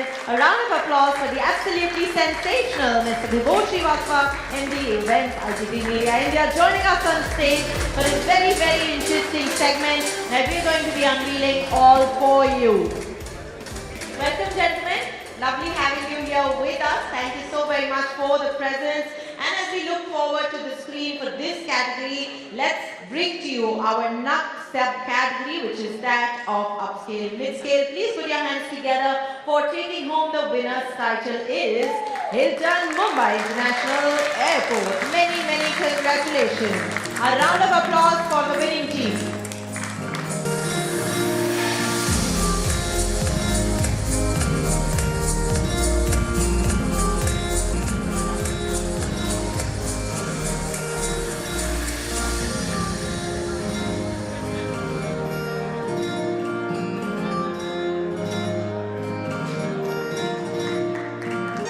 Many, many congratulations. May I thank Mr. Saxena for his very kind presence and request Mr. Vibhor Srivastava and Mr. Rohit Manu to please continue on stage. To give you company, may I please welcome Mr. Vikramjit Singh, Chairman and Managing Director, Leela Hotels and Resorts, to please join us. May I also welcome Ms. Riva Singh, Group Editor, ITP Media India, to please be a part of the presentation segment for this next category, our subcategory right here. Audience members, I thought you promised that you were going to put your hands together for our presenters with equal love. Thank you. Welcome, Mr. Singh. Thank you so very much for your presence in this very, very special category of excellence in sustainable and environment conscious hotel of the year in the economy and budget. The winning title goes to a round of applause as we get to congratulate our Mumbai Airport. Many, many congratulations for yet another spectacular moment right here. I'd like to request all our audience members to please put their hands together for Team Ibis Mumbai Airport to join us on stage. I would like to share with all the winners that we look forward to seeing you share these pictures, videos on your social media platforms. Create a buzz and please do tag us.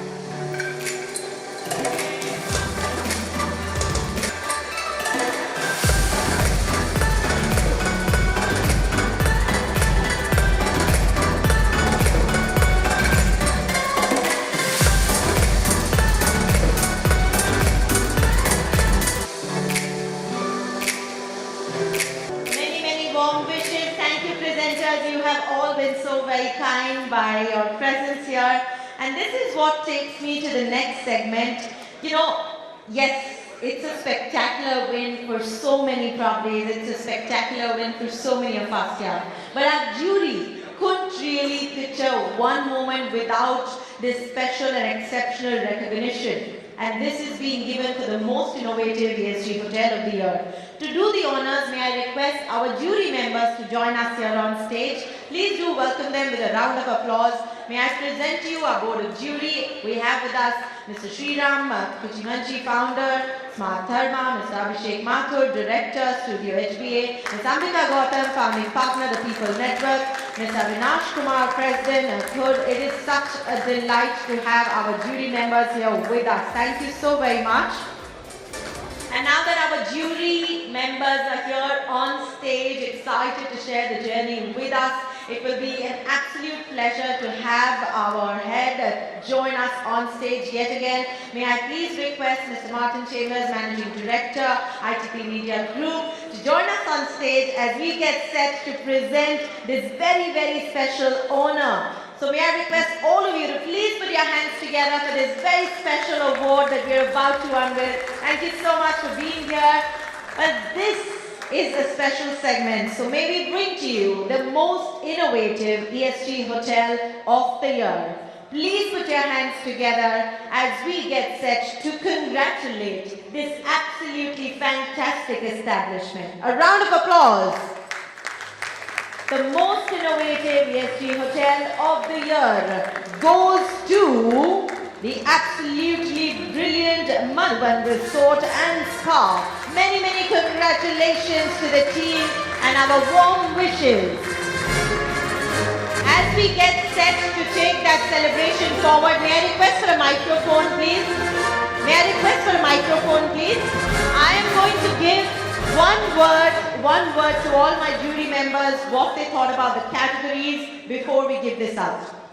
One word that comes to your mind when we talk about the brilliant categories and when we talk about bringing about this great platform. Inclusivity. Tangibility. Holistic approach. Amazing design. It's very good. I've enjoyed it. Thank you very much, everyone, for having me. And well, on that note, I had to hear a word from each of you, what you thought about the various categories right here. Well, may I request all of you to please put your hands together as we once again get set to congratulate the fabulous team, and our representative will be collecting this beautiful plaque on their behalf and passing it on to them. So may I request all of you to please put your hands together. Our virtual applauses and the spirit of our love is reaching them for sure. Let's hear it up for Madhuban Resort and Spa. May I please request Vinodini to join us on stage. May I please request all of you to welcome Vinodini and Sheetal to please join us on stage. The beautiful women who are really the life and soul of this wonderful show that you see here. A lot of effort, a lot of love has gone behind it, and they deserve a round of applause.